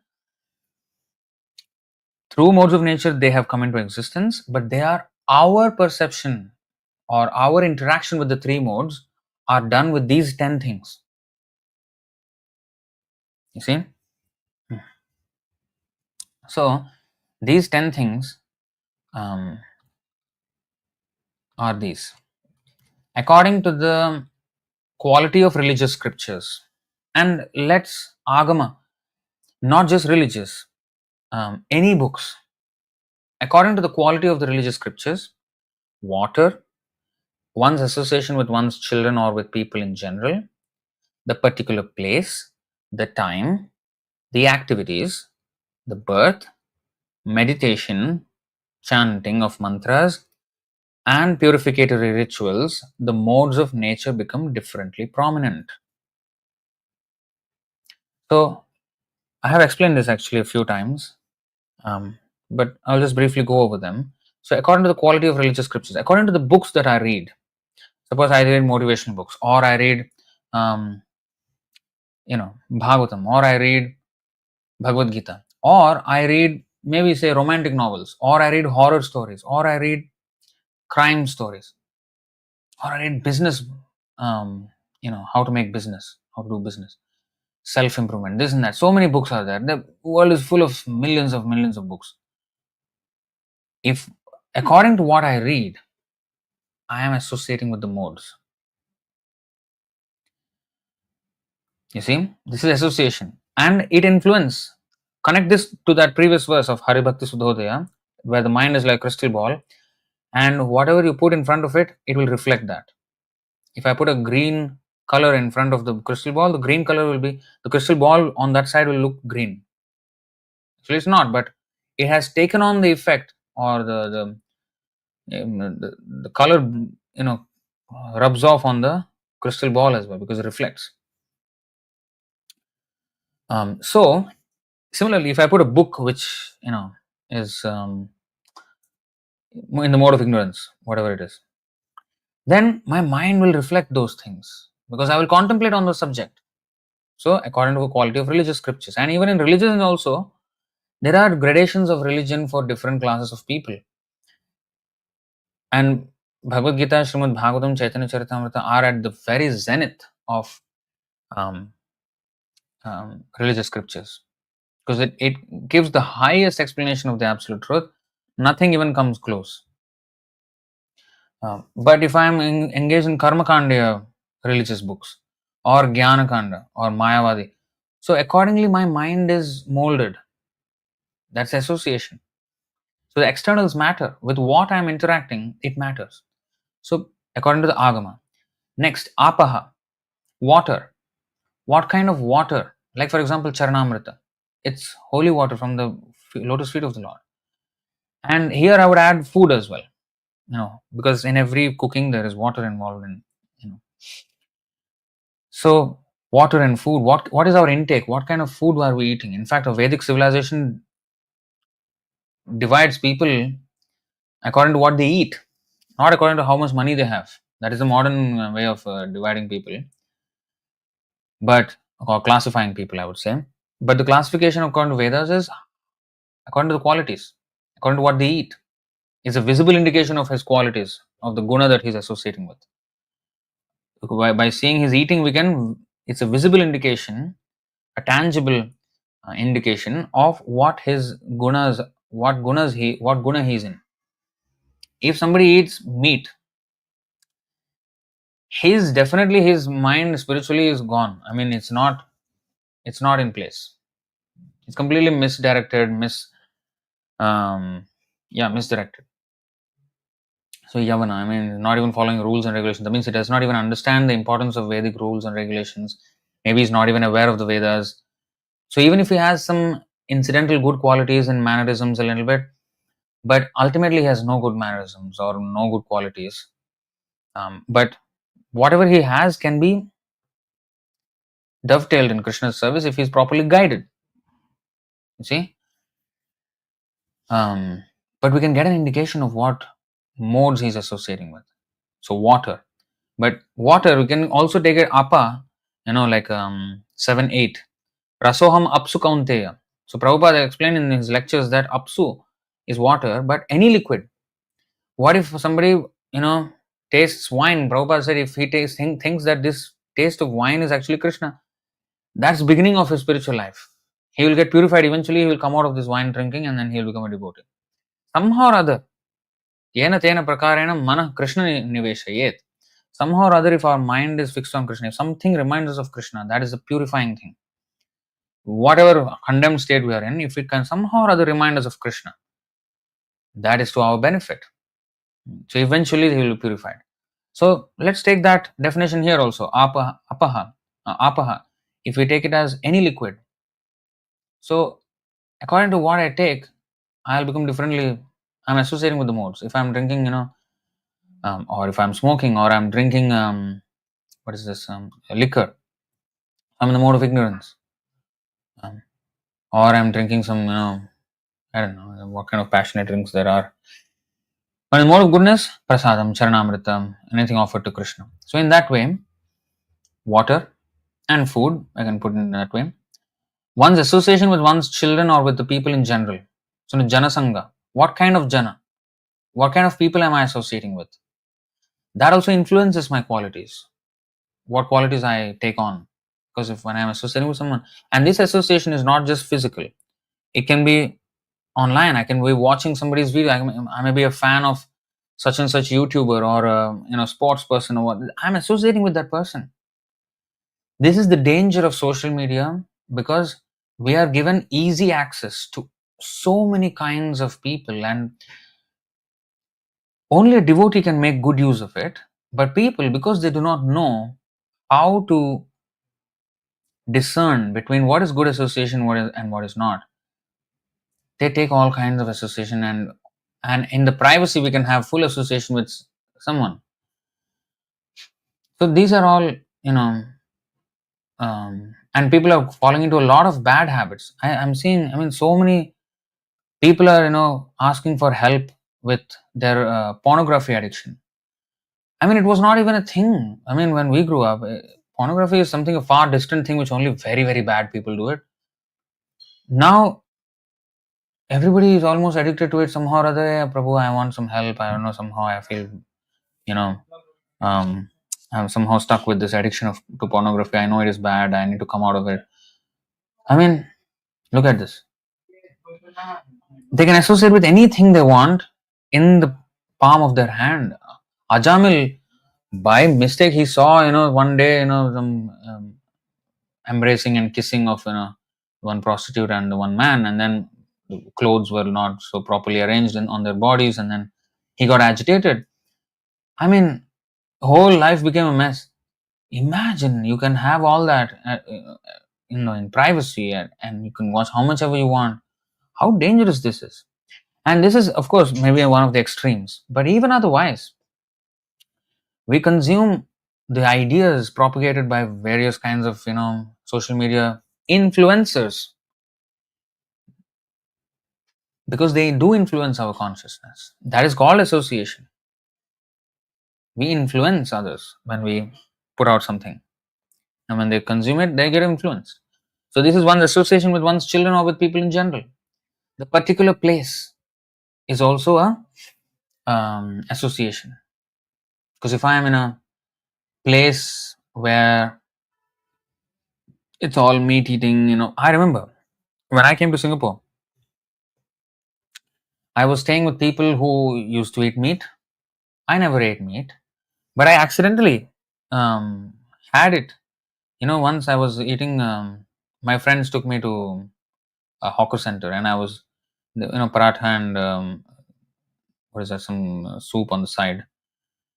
So I was eating it, because in India, unless you ask for meat, you will not get it. So here he gave me some soup, and I was eating with the paratha, and then one of them said, who was a little more concerned about me and my, I was vegetarian anyway. So he was a little bit concerned. Hey, but that soup is not vegetarian. I said, hey, what are you saying? No, that's prawn soup. What? But I don't see any prawns. It's just like masala or water, something like this. I mean, I don't know. It doesn't look like. No, no, trust me, it's a prawn soup. No, I did not ask for it. Is it really prawn soup? No, it couldn't be, because I did not ask for it. No, you don't have to ask for it. This is Singapore. This is not India. Are you sure? You can ask the stall owner, the hawker stall who gave from where you got this. I went up to him and asked him, "This is a prawn soup. Is it, what soup is this?" It's a prawn soup. My head, how I was feeling dizzy. I could not fathom that I ate something which is contaminated. How did that happen? I kind of got angry with him. Why did you give me? I mean, I did not ask you any prawn soup. I just usually, no, that's what we usually serve with, paratha. He said like that. I said, what? Come on. I mean, I did not, I was so angry, but I did not know that, this is Singapore. I mean, I could not expect it. That's what they knew the whole life, and they never had a problem. So it's a culture shock. So, of course, there were no prawns per se in that soup. It's just a liquid thing with masala, but actually it was a prawn soup. It seems he just gave me that liquid of it, but still bad enough. I mean, so yeah, I mean, association with these people, even if I did not know better, because if I knew that I have to cook myself, and if I was so first of all, if I'm devotee, I'll stay in the temple. Why should I even stay with these people? But the particular place, I mean, your surroundings, and it's kind of association with people there, but also the kind of place we are in. It's actually the people who make the place, because the place itself is concrete, and like for example, this building, this unit that we are in, is made of concrete, and the next one is also made of concrete. There, they're doing something else. They're learning kung fu, and the next, neighboring unit. But here we are, we are worshipping Krishna. So the bhava of the place is made according to the people there. And that's why people used to go to the forest, because they can live by themselves, and then they make their own association, and they make their own meditation and focus on that. But we are not as strong willed in this Kali Yuga. So we need inspiration. We need to be inspired by other examples of devotees, and in discussions, parasparanu kathanam. This has to happen. Krishna Katha. So therefore, it is recommended that one associate with devotees. Temple. Suppose, and just like we saw that 11:25:25 earlier in this class, the city is in the mode of, forest in the mode of goodness, city in the mode of passion, gambling house in the mode of ignorance, and temple is transcendental to the three modes. So in that way, the particular place has an effect on what association is, how we are associating with that. Then the time, for example, the time Brahma Muhurta is the time of the day where it's in the mode of goodness. And once the sun rises up, the mode of passion starts to set in, and people become busy at the rush hour. People start to go to work, all kinds of rajasic, passionate activity for material result starts at the time. And then in the evening, mode of ignorance sets in. People become lazy, they become sleepy, or the people who are in the mode of ignorance, they flourish at that time. Nightclubs start, all kinds of illicit activities start at that time. Thieves become prominent in the night. All these are mode of ignorance. Um, so activities also. See, activities are also association. It's not just Jnanendriya, where we consume something with our Jnanendriya, we see something, we hear something, we taste something. That is only association. But even our activities are association. When we act, we are associating with that mode. So suppose I'm, say,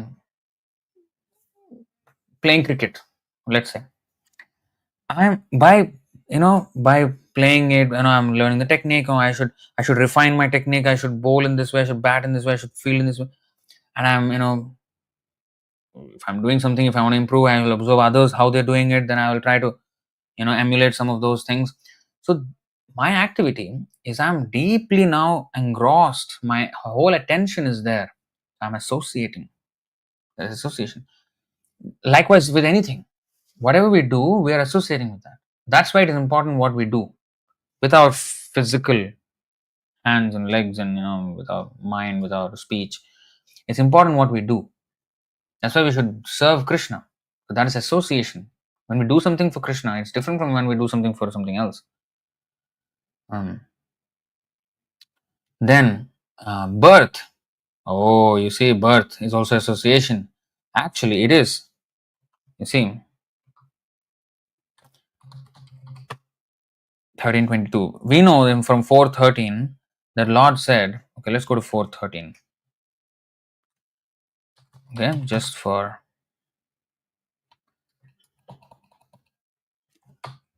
Chaturvarnyam maya srishtam gunakarma vibhagasha. Okay, gunakarma vibhagasha. Right? Not by janma vibhagasha. Not by birth that one is classified, but according to guna and karma. Right? No.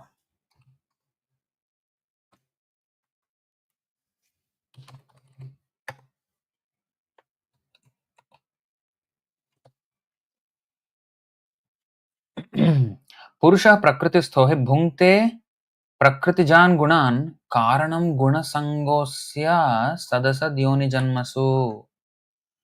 Because of our gunasanga, gunakarma vibhagasha, that gunasanga, because we have associated with certain modes and because we have acted, our karma was in certain way, now we are given this body which is just corresponding to our guna and karma association.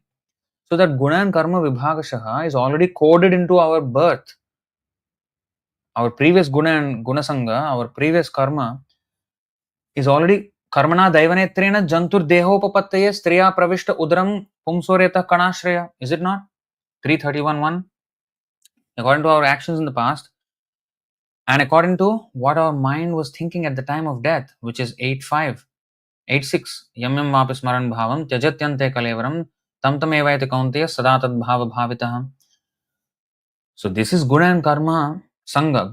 Karanam guna sangosya and karmana daivanetrena. So guna and karma are there which influence the birth. So our birth is an indication of our guna karma, and therefore guna karma vibhagasha can be translated into janma vibhagasha. Can be an argument, right? Is it not? I mean, it's a valid argument. Well, only thing is that it's not so valid because there is more nuance to it. Like this is a particular verse by Narad Muni, 7:11:35. Yasya yallakshanam proktam pumso varnabhivyanjakam yad anyatrapi drishyeta tattenaiva vinirdishet. If one shows the symptoms of being a Brahmana, Kshatriya, Vaishya or Shudra, as described above, even if he has appeared in a different class, he should be accepted according to those symptoms of classification.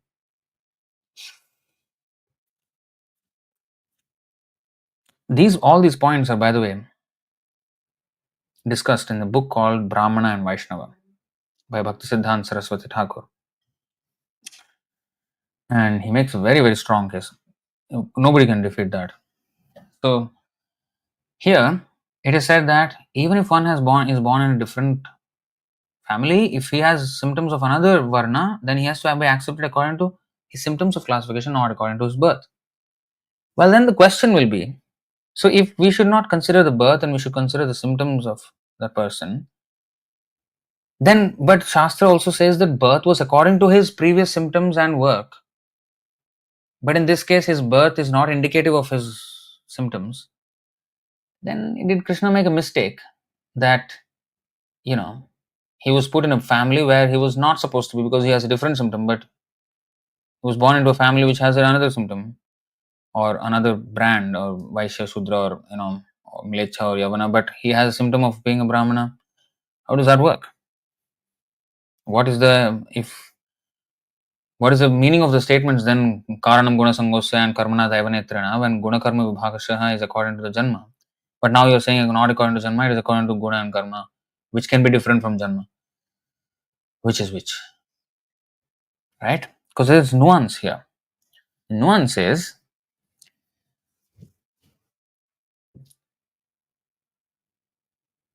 there's actually, this can go on it's a whole book, Brahmana and Vaishnava. The whole book like this. And it's very dense with so many scriptural references. I can go off on that tangent, but it's 10 p.m. here. If I want to be very brief about it, okay, let's just in this context, I can go to the history from Satyuga and down till now. Because in Satyuga, everybody was Hamsa.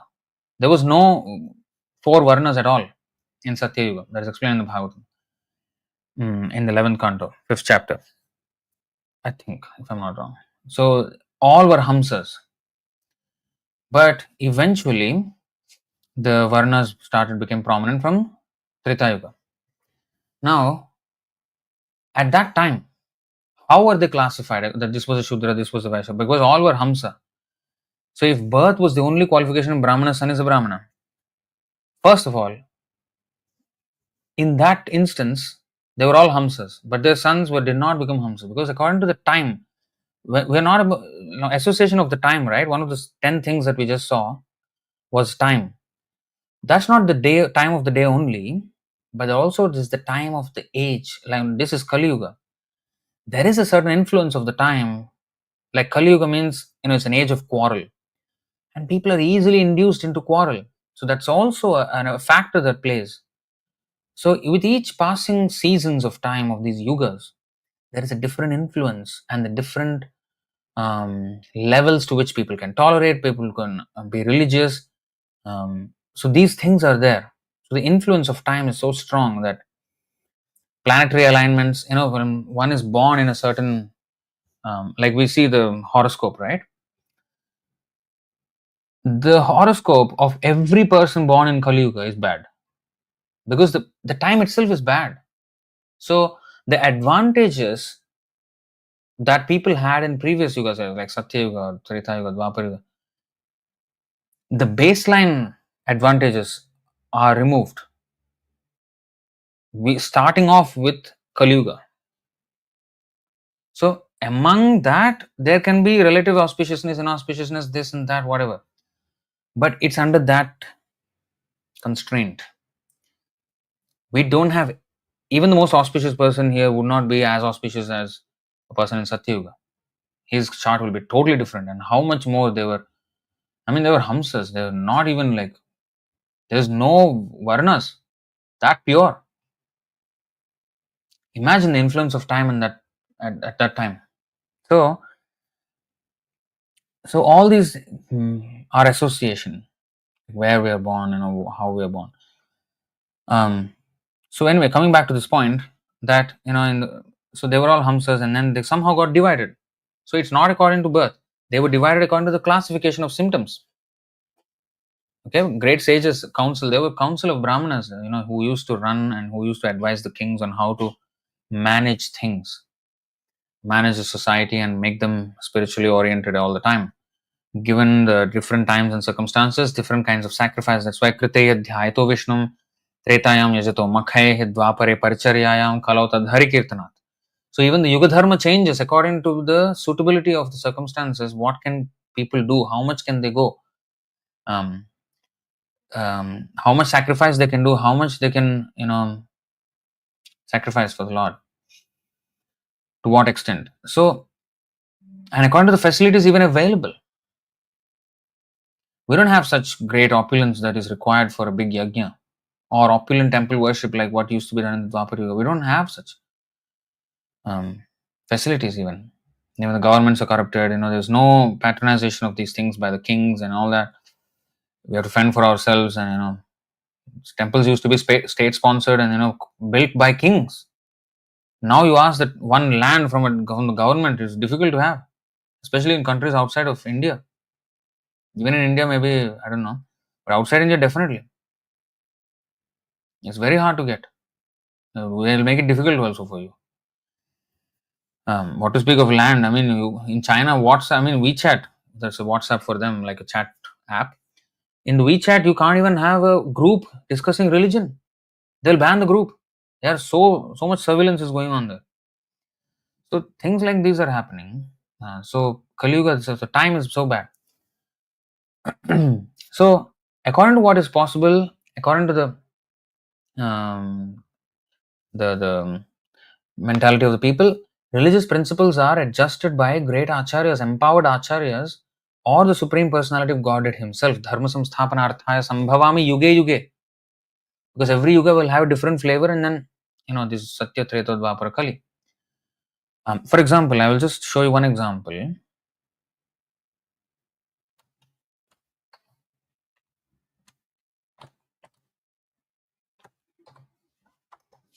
Seven 14:39.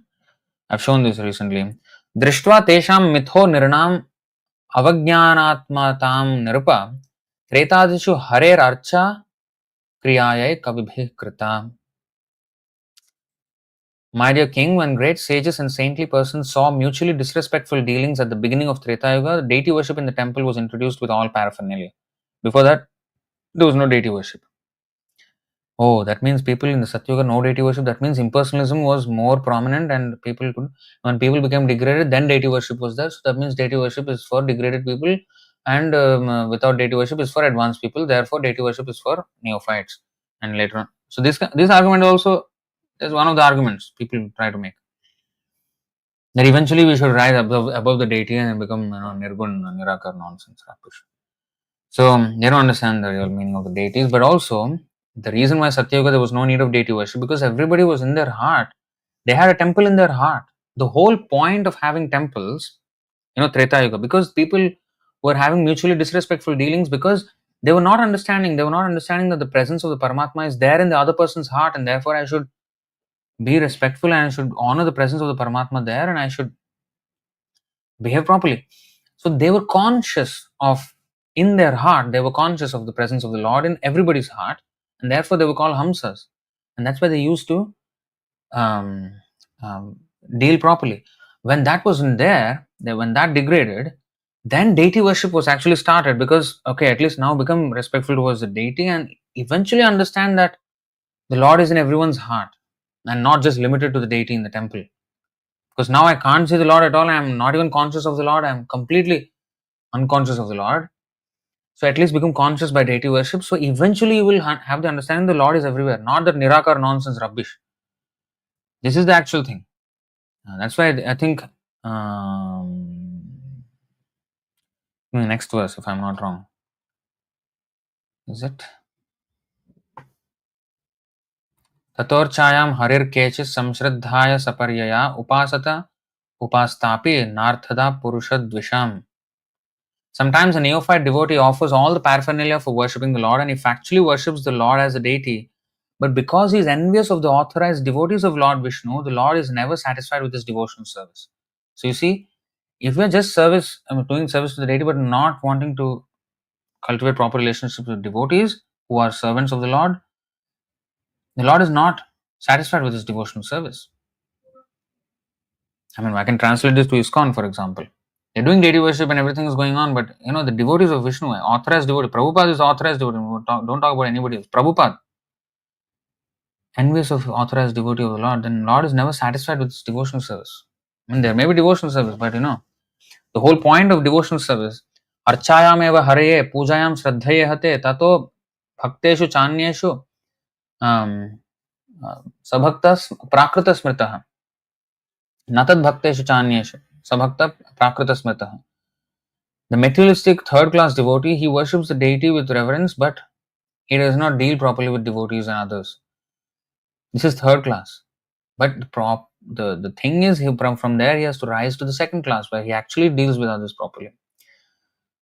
So that's where the deity worship is there. So anyway, my point is in the whole thing that from Hamsa they were classified according to 4 Varnas, according to qualifications, not according to birth. So there was a precedence where qualifications was the means by which the Varnāśrama system became instituted in society.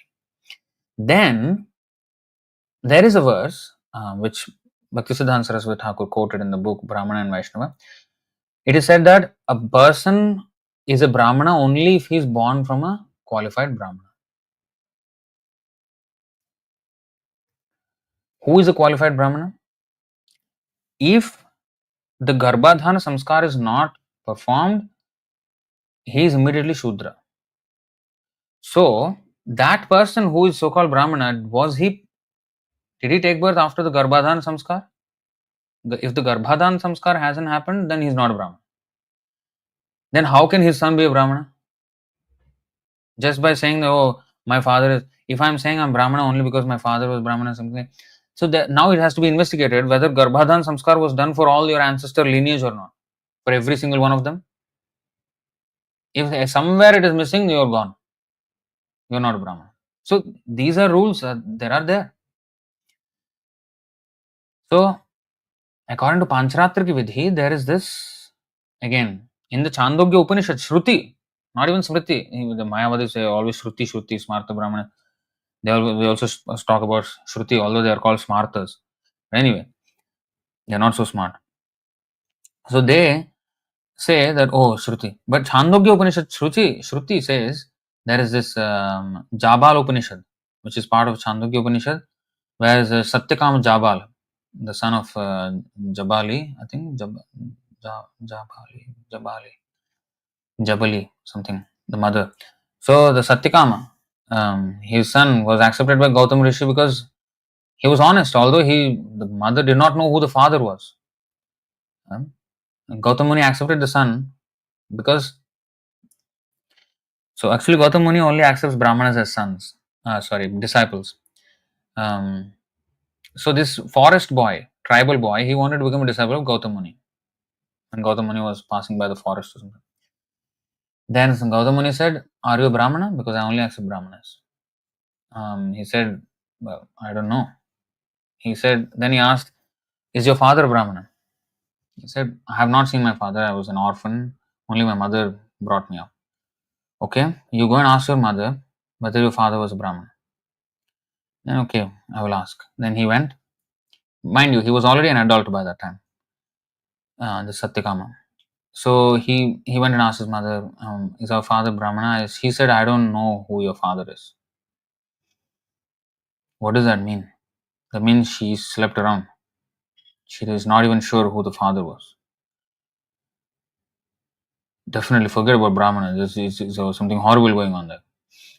So he knew, as an adult, he knew what that meant, that his mother wasn't a chaste lady. And he went and told Gautam Rishi, my mother does not know who my father is. Gautam Muni said, okay, I'll take you as disciple because you are Brahmana. Why you are Brahmana? Because you are Satyakama. You are, devoted to speaking the truth. And that is a qualification of Brahmana. Satya, what is that? Saucham, Shantir, Arjavam, honesty. Shamodama, Tapah, Saucham, Shantir, Arjavam. Arjavam means honesty. So because he saw the quality of honesty in that boy, young man, he said, okay, you are Brahmana. Because to say this to anyone is a very shameful thing. You want to protect your mother, and because of that you would lie. But you do not consider any of that, even though you know what that meant. And even at the risk of not being my disciple. Maybe I will reject you. You have not considered any of the repercussions or what will be the possible consequences of what you're going to say, but you nevertheless stuck to speaking the truth. Therefore, you're a Brahmana. Therefore, I will accept you as my disciple. So that story is there in the Chandogya Upanishad, Shruti. And likewise, Vishwamitra was born a Kshatriya, but became Brahmana. Ravana is a son of Brahmana, but he became a Kshatriya and Asura, what to speak of. And Hiranyakashipu is a son of Kashyapa Muni, Brahmana, but he became what? Asura. Asura's son Prahalad became Vaishnav, more than Brahmana, Mahajan, universe. So many examples like this. So many. Everywhere. So, that being said, in this way, and so why is there that incident where, or why is there that possibility where anyatrapi drishyate, even if they're born in one kind of family, but if they have symptoms of something else, then they should be accepted according to the symptoms. Then why are they born in that family if they don't have the symptoms of that family, that kind of? Well, there are many nuances. Karma has a lot of complications. Our past karma has a mixture of all kinds of things. So that's such a person is given the disadvantage of maybe a bad family, but the advantage of having a good disposition of mental character or something, because of some result, of his past. So therefore, he got a mixture of those two things. Sometimes they're born in a good family, so-called namesake good family, Brahmin family, like myself, without proper culture of Brahmanical, no Brahmanical culture, in fact. Yes, namesake Brahmanas, ceremonial Brahmins, no culture, nothing, no knowledge. Brahma Janatiti Brahmana, not a one sloka we knew as a Brahmana. Some namesake Sandhya Vandan we were doing, that too whenever we felt like. That was our Brahmin life. I did not know anything. And you did not know what the Sandhya Vandan was also. I was doing it. I did not know what it was. Some mantras chant Sandhya Vandan, that's it. That's a ritual. What is the meaning of this? So born in so-called good families, but having a wrong disposition, atheistic disposition, and these people are, especially in Kali Yuga, Rakshasim Kalimashrita Jayante Brahma Yonishu, Varaha Puran, quoted in Chaitanya Bhagavat, says, demons take birth in Kali Yuga as Brahmanas. So I am coming from one of that kind of background. So, demon. So that means, you see, Kali Yuga, why Varaha Puran will say like something like that? Because you see, the Brahmins of Kali Yuga, they destroy everything. The whole culture was destroyed. Our Sanatana Dharma culture was destroyed by Brahmins, not by some Muslim invasion, Christian invasion. No, no, no. They were eventual effects of the already eroded culture of our Sanatana Dharma. They just came and took everything out, and now we are bankrupt culturally, spiritually. Even we have to beg people, even our own Hindus, to take Bhagavad Gita, Srimad Bhagavatam. We will plead with them. They will argue against us. This is our faith now. This is our, not just faith. I mean, it's a religion, dharma. It's scientific, but that's the state of our religion right now. That so-called Hindus, for whom these books are mandatory, they have become, I don't care, science, this and that. They're not interested. So it was started with Brahmanas. Why? How, you may say? Well, Advaita Acharya gave a whole description of how Brahmanical culture was there before Chaitanya Mahaprabhu came, and he was very appalled and he was very worried for the whole civilization. What will happen? Even when Chaitanya Mahaprabhu came and started Sankirtan movement, the Brahmanas went and colluded with the Muslim ruler, collaborated with them, and complained about Chaitanya Mahaprabhu. Hey, he is spoiling our Hindu faith. You do something. You Muslim ruler, you do something. And stop this Sankirtan. He is ruining our religion. You look at these Brahmanas. This is Brahmana. That was the state. Namesake. Yes, they fought for deities. Yes, some of them are sincere, and whoever is sincere will get the proper benefit in the next life. They will get this thing. Whoever died fighting for the deity. But some are fighting for the deity, but they only had reverence for the deity. But their relation and their the way they treat people, heavy discrimination also was going on against other castes like Shudra or somebody Vaishya or something. They used to be a lot of discrimination. Even now there is. It was prominent. Brahmanas are supposed to help everybody. They were supposed to be most liberal people, but they became the most miserly people. So how will Krishna tolerate that? Just symbolically and having a hegemony over the whole civilization like that? No, Krishna won't allow. How long will he allow? So eventually things happened, and culture was kind of hit quite bad by all these invasions and everything. Why will something happen like that if nothing was wrong on their part? No. Even if something happens, Gurunapi Vichala, they will not be able to be deterred, but they were deterred. They stuck symbolically. I mean, but the faith was eroded. The level of faith that people have now is almost nothing compared to what was there before. So all these things have to be understood in proper context. So anyway, so birth is, and if I'm born in a certain family in a certain country, sometimes I'm influenced by that. Like for example, in China or North Korea, you take birth there. How is a guy going to become a devotee? What is the chance of his becoming a devotee? It's like almost he's on another planet. He cannot come out, and then he has no access to this part of the world. What did he do in his past life to take birth in such a place at such a time? Maybe in another time of maybe in another century, North Korea won't be as um, isolated and demoniac as what it is now. But in this place, I mean, in this time, that place is horrible, complete atheism. China, well, people are actually very nice. When we went there, all our trips, people have a lot of hunger for spiritual knowledge, and they're very sincere in their seeking.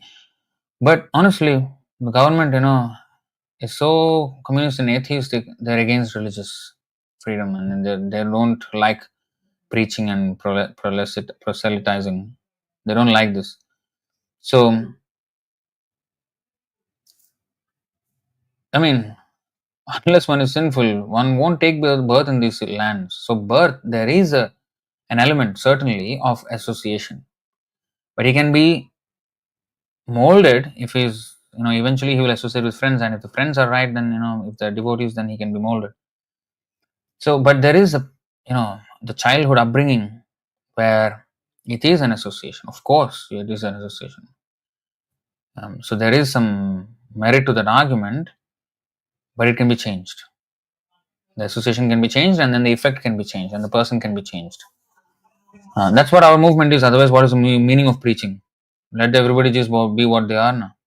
What is the value of preaching? So sometimes a neophyte devotee offers all the paraphernalia for worshipping the Lord and factually worship the deity, and Lord as deity, because he's envious of the authorized devotees, Lord is never satisfied. So this is important.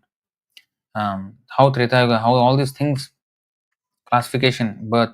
But then there is the second birth, which is initiation. Even if one is at a disadvantage in the first birth, the second birth, Dvija, is initiation by spiritual master, and that is also an association. The 10 things that originally we are discussing, the 10 things association.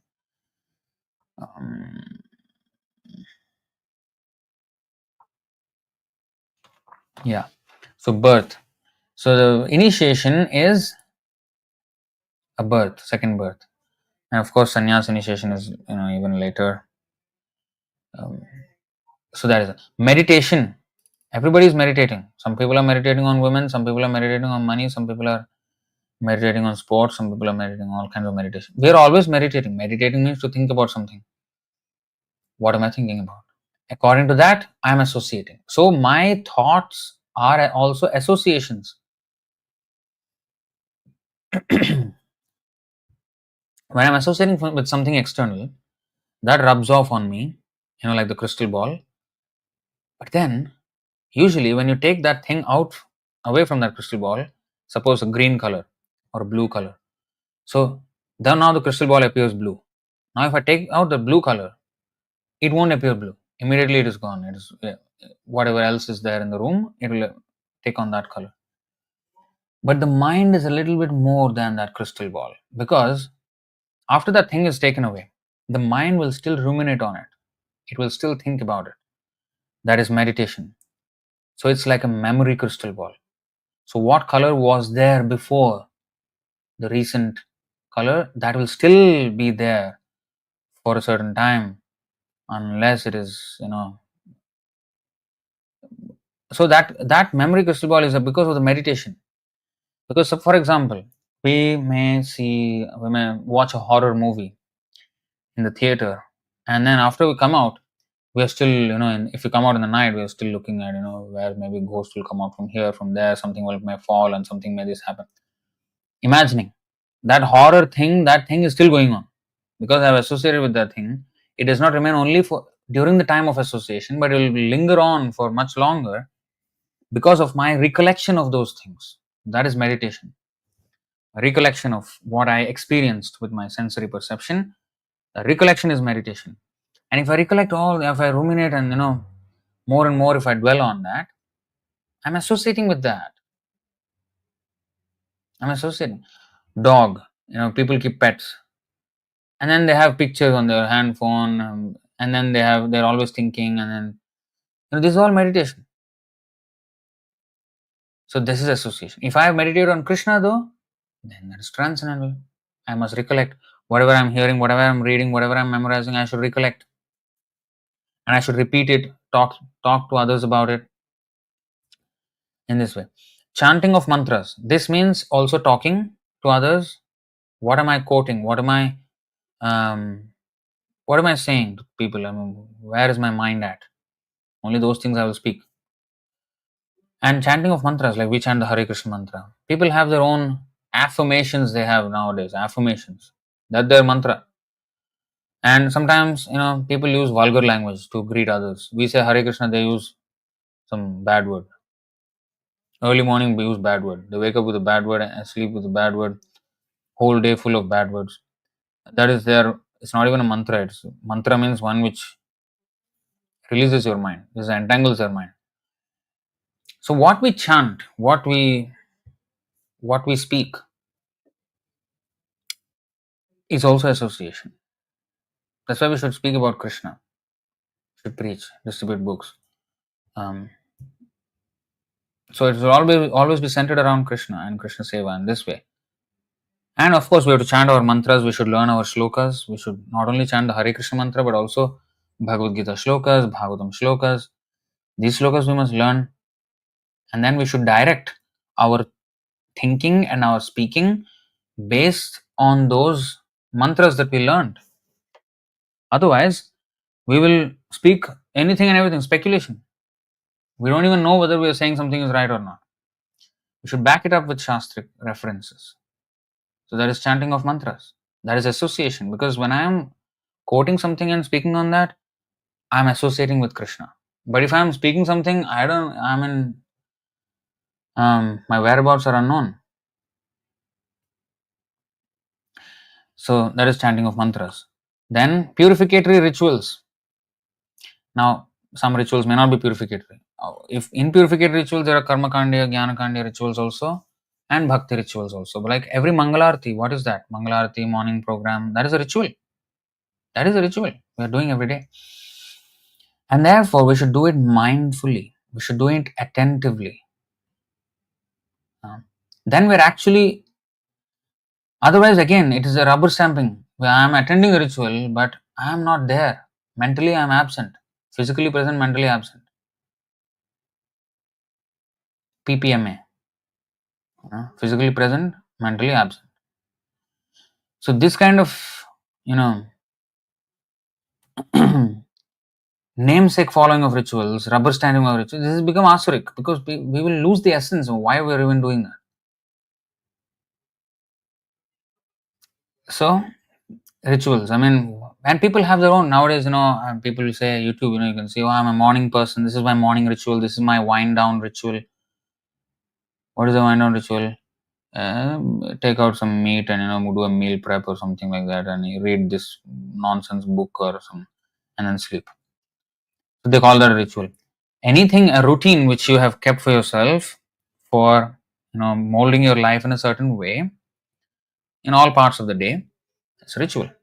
And it's meant to purify us. Rituals should purify us. And that's why in the Vedas there are rituals which are purificatory rituals.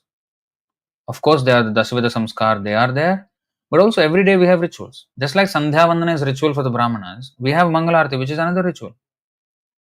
And Dhyayan Stuvam Stasya Yashastri Sandhyam Vande Guru Shri Charanaravindam. So this Trisandhya and even in fact the whole day we should be serving and remembering the Guru and Krishna. So these are all rituals. We have artis, we have deity worship, which is full of so many rituals. So we should engage in these things. So that's also association. If not, I will have my own rituals. Some people, they start, you know, first 4 hours of my day are, on the most focused thing. I will do, reading. I will do, YouTube video creation or this. And people talk, people have their own rituals. So accordingly, they are associating with that mode. And so in this way, where the modes of nature are becoming differently prominent.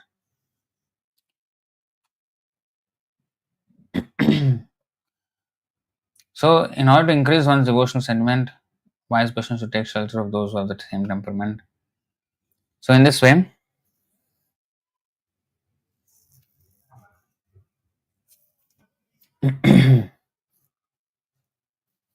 somebody is asking, but the pets are gaining advantage by associating with humans, is that right? No. They are associating with humans who are associating with dogs. So they are associates of dog associates. So it's a dog association. I mean, everybody is together going and becoming dogs. Like Stri Sangi. Association with women is not good. Association with the men who are attached to women is even worse. So association with dogs is bad. Association with people who are attached to dogs is even worse. So the dogs are associating with people who are associated with dogs. Just imagine.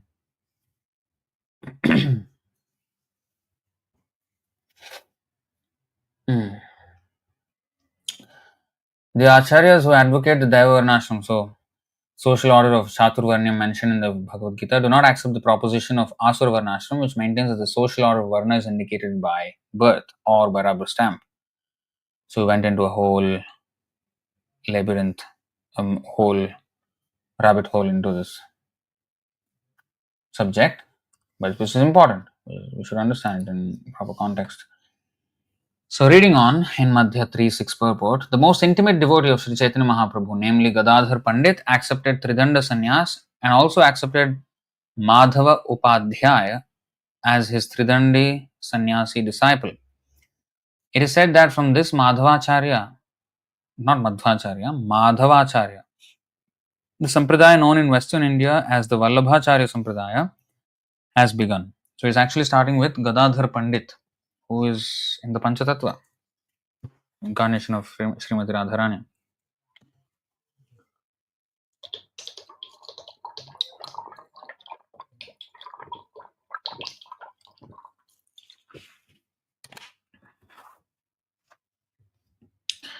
So,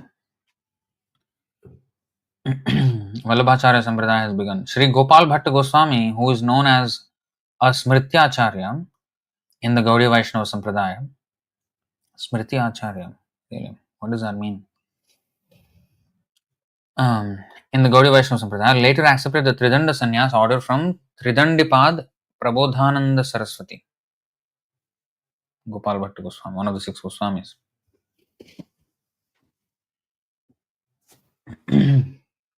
Although acceptance of Tridanda Sannyas is not distinctly mentioned in the Gaudiya Vaishnava literature, the first verse of Srila Rupa Goswami's Upadeshamrita advocates that one should accept the Tridanda Sannyas order by controlling the 6 forces.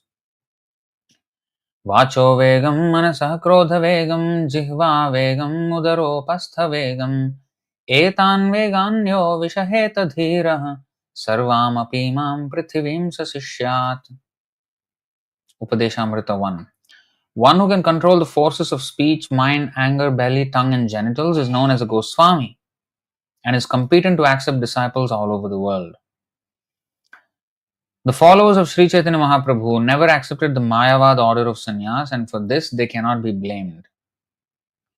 Sri Chaitanya Mahaprabhu accepted Sridhar Swami, who was a Tridandi sannyasi, but the Mayavadi sannyasi is not understanding Sridhar Swami sometimes think that Sridhar Swami belonged to the Mayavad Ekadanda Sannyas community. Actually, this was not the case.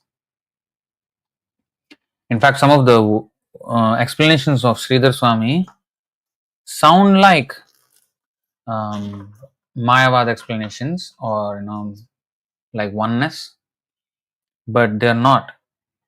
He tried to bring the Mayavadis also to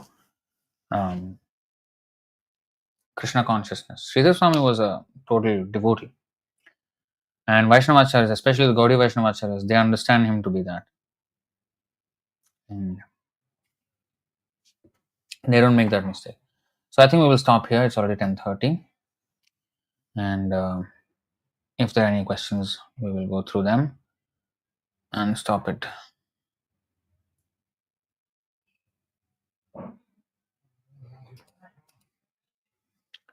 So there's this comment: does Lord Shiva is present here in the form of water, and the place is known as Ambulinga Ghat. This is Chhatrabhoga village.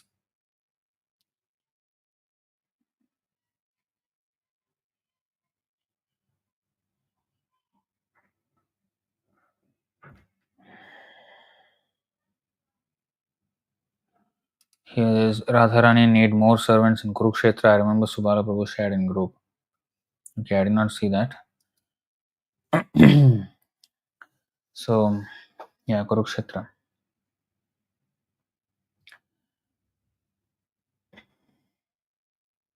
I'm just going to go through some relevant comments here because there are a lot of comments. I don't have time for everything. I think some of the things we already.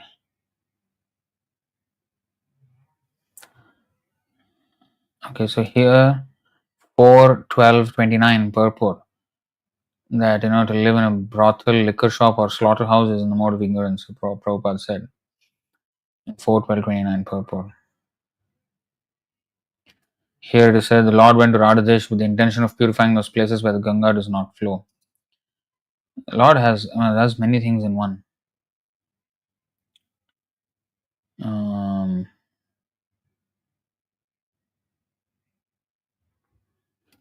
Manju Pathak is asking, Prabhuji, how would I cope with suffering of immense grief after my father left this world? Please guide me.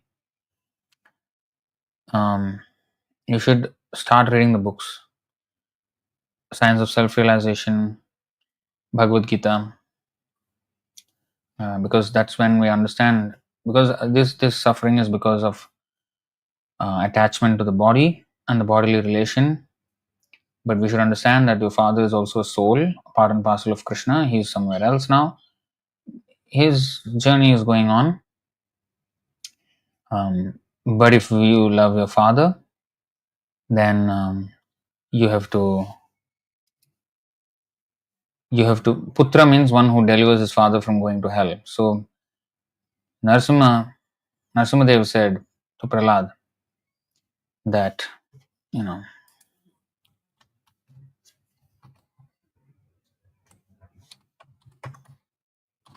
त्रिसप्तभेः पिता पूतः पितृभेः सह तेन घ यत्साधोस्य कुले जातो भवान् वै कुलपावनः. The Supreme Personality of Godhead said, My dear Prahlad, O most pure, O great saintly person, your father has been purified along with 21 forefathers in your family. Because you were born in this family, the entire dynasty has been purified. So if you become a devotee, then your father also, wherever he is, he will be benefited. Because you're a devotee, not only your father, but 21 generations. Imagine. Somebody said, I think 21 generations is for pure devotees, first class devotee, 14 generations for second class devotees, 7 generations for third class devotee, even for third class devotee, 7 generations. I don't know, I have to verify that. Somebody just told me it's. But anyway, many generations, not just your father. So, father definitely. So, what you can do still, because now we cannot do anything, we cannot communicate, right? What you can do, if we have real love, then we have to follow our Supreme Father, Krishna. And automatically, our father in this life and our father in even our previous lives, which we have completely forgotten, everybody will be benefited. And most importantly, you have to come out of that intense grief by knowledge. Of course, as time passes on, that grief will reduce but that's with ignorance. There's no positive knowledge, effect of knowledge. It's just a fading away of that memory and concomitant reduction of grief. But we have to make these incidents into positives in our life. So if I am so affected by this, then I should take this opportunity to counteract with this knowledge, counteract this with knowledge of Bhagavad Gita. So Krishna says in Bhagavad Gita, asochan anvasochastvam prajnavatamscha bhashase gatasu nagatasumscha nanusocanti panditaha. A learned man will not mourn for either a living body, a living person, or a dead person. He will not mourn because he knows exactly what is going on, and he knows that this is the way the things will go on. And I should, it's like we all are like brief travelers, in this world. When we come together in the bus stop,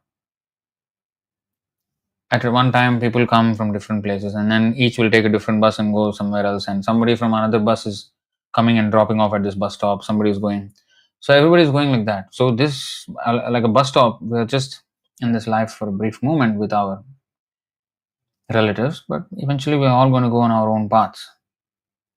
So that's the reality of the situation. So we just have to be worried about where am I going to go after death. So one day I will also have to go. So we'll focus on that. Then eventually we'll be okay.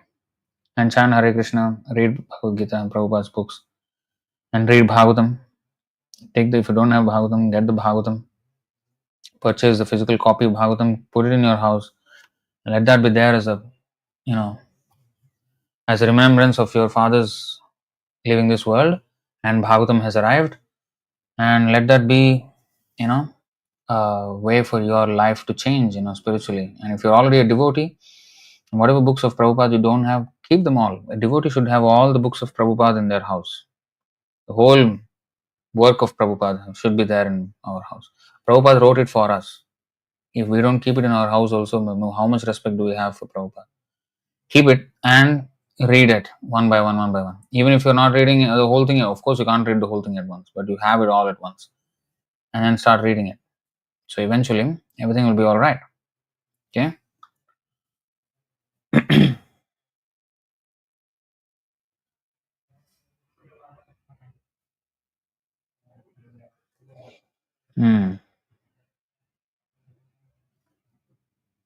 4:822. Krishna is so kind to his devotees that if you go to him with the combined kindness of millions of mothers like me will be surpassed by his affection and tender dealings. Wow. 4:822. When everything else fails to mitigate one's misery, Krishna is able to help the devotees. Very nice. 4:822. Of course, this was not actually related to the class at all. So usually I don't take questions like this. So don't make it a habit. I'm just doing it this time.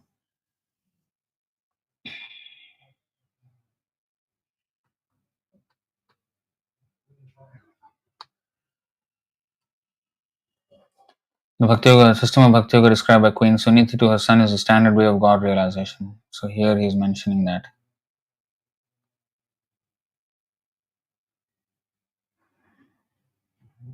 See, so she said, "You came to me crying, having been insulted by your stepmother, but I am unable to do any good for you. But Krishna is so kind to his devotees that if you go to him, then the combined kindness of millions of mothers like me will be surpassed by his affectionate and tender dealings. When everyone else fails to mitigate one's misery, Krishna is able to help the devotee."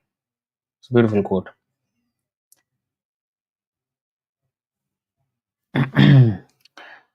All right, somebody attacking the Ritvik.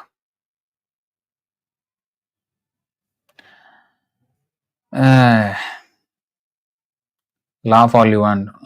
He's laughing. So-called Ritvik अवैधिक है प्रभु. Business खुल के रखा है. ठीक है. I mean, देखेंगे अंत में कौन हंसेगा. Because those who laugh last laugh the best. So, if you're interested, we have so much material on our YouTube channel and we have IS-77 book. If you're interested. If you're not interested in your own spiritual life, do whatever you want.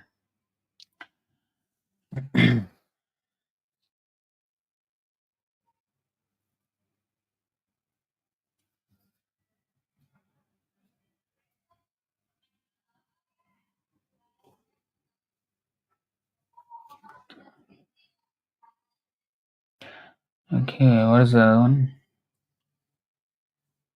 Madhya 192, what is that?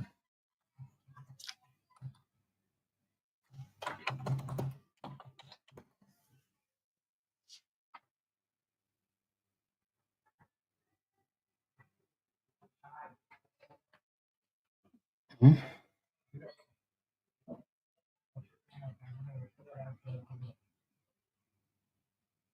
One's bodily luster and beauty, one's constitution, one's activities, and one's qualities all depend on the law of cause and effect. Karanam gunasangosya. One takes birth in a good and bad family according to his previous association. Such food is sattvika, quality of goodness. Krishna consciousness, movement, distributes Krishna prasadam. This is a very scientific method as stated in this verse from Nala Naishadha. Karyam nidanadhi gunan adhite. If in all his activities a person strictly adheres to the mode of goodness, he will certainly develop his dormant Krishna consciousness and ultimately become a pure devotee of Krishna. Karyam nidanadhi gunan adhite. Nice, very nice. This was Antya 192. Okay, I'll note it down.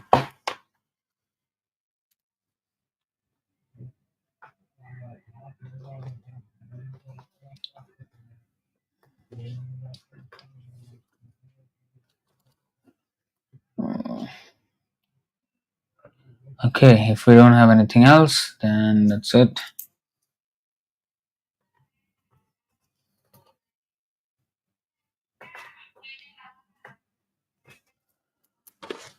Okay, so I think that's it, right? If I will pray to devotees, will I get prasadam and charanamrit in the next life? No, this life. This life you will get. Okay, thank you very much.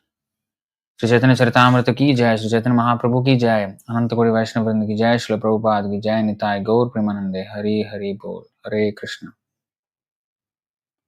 Thank you very much.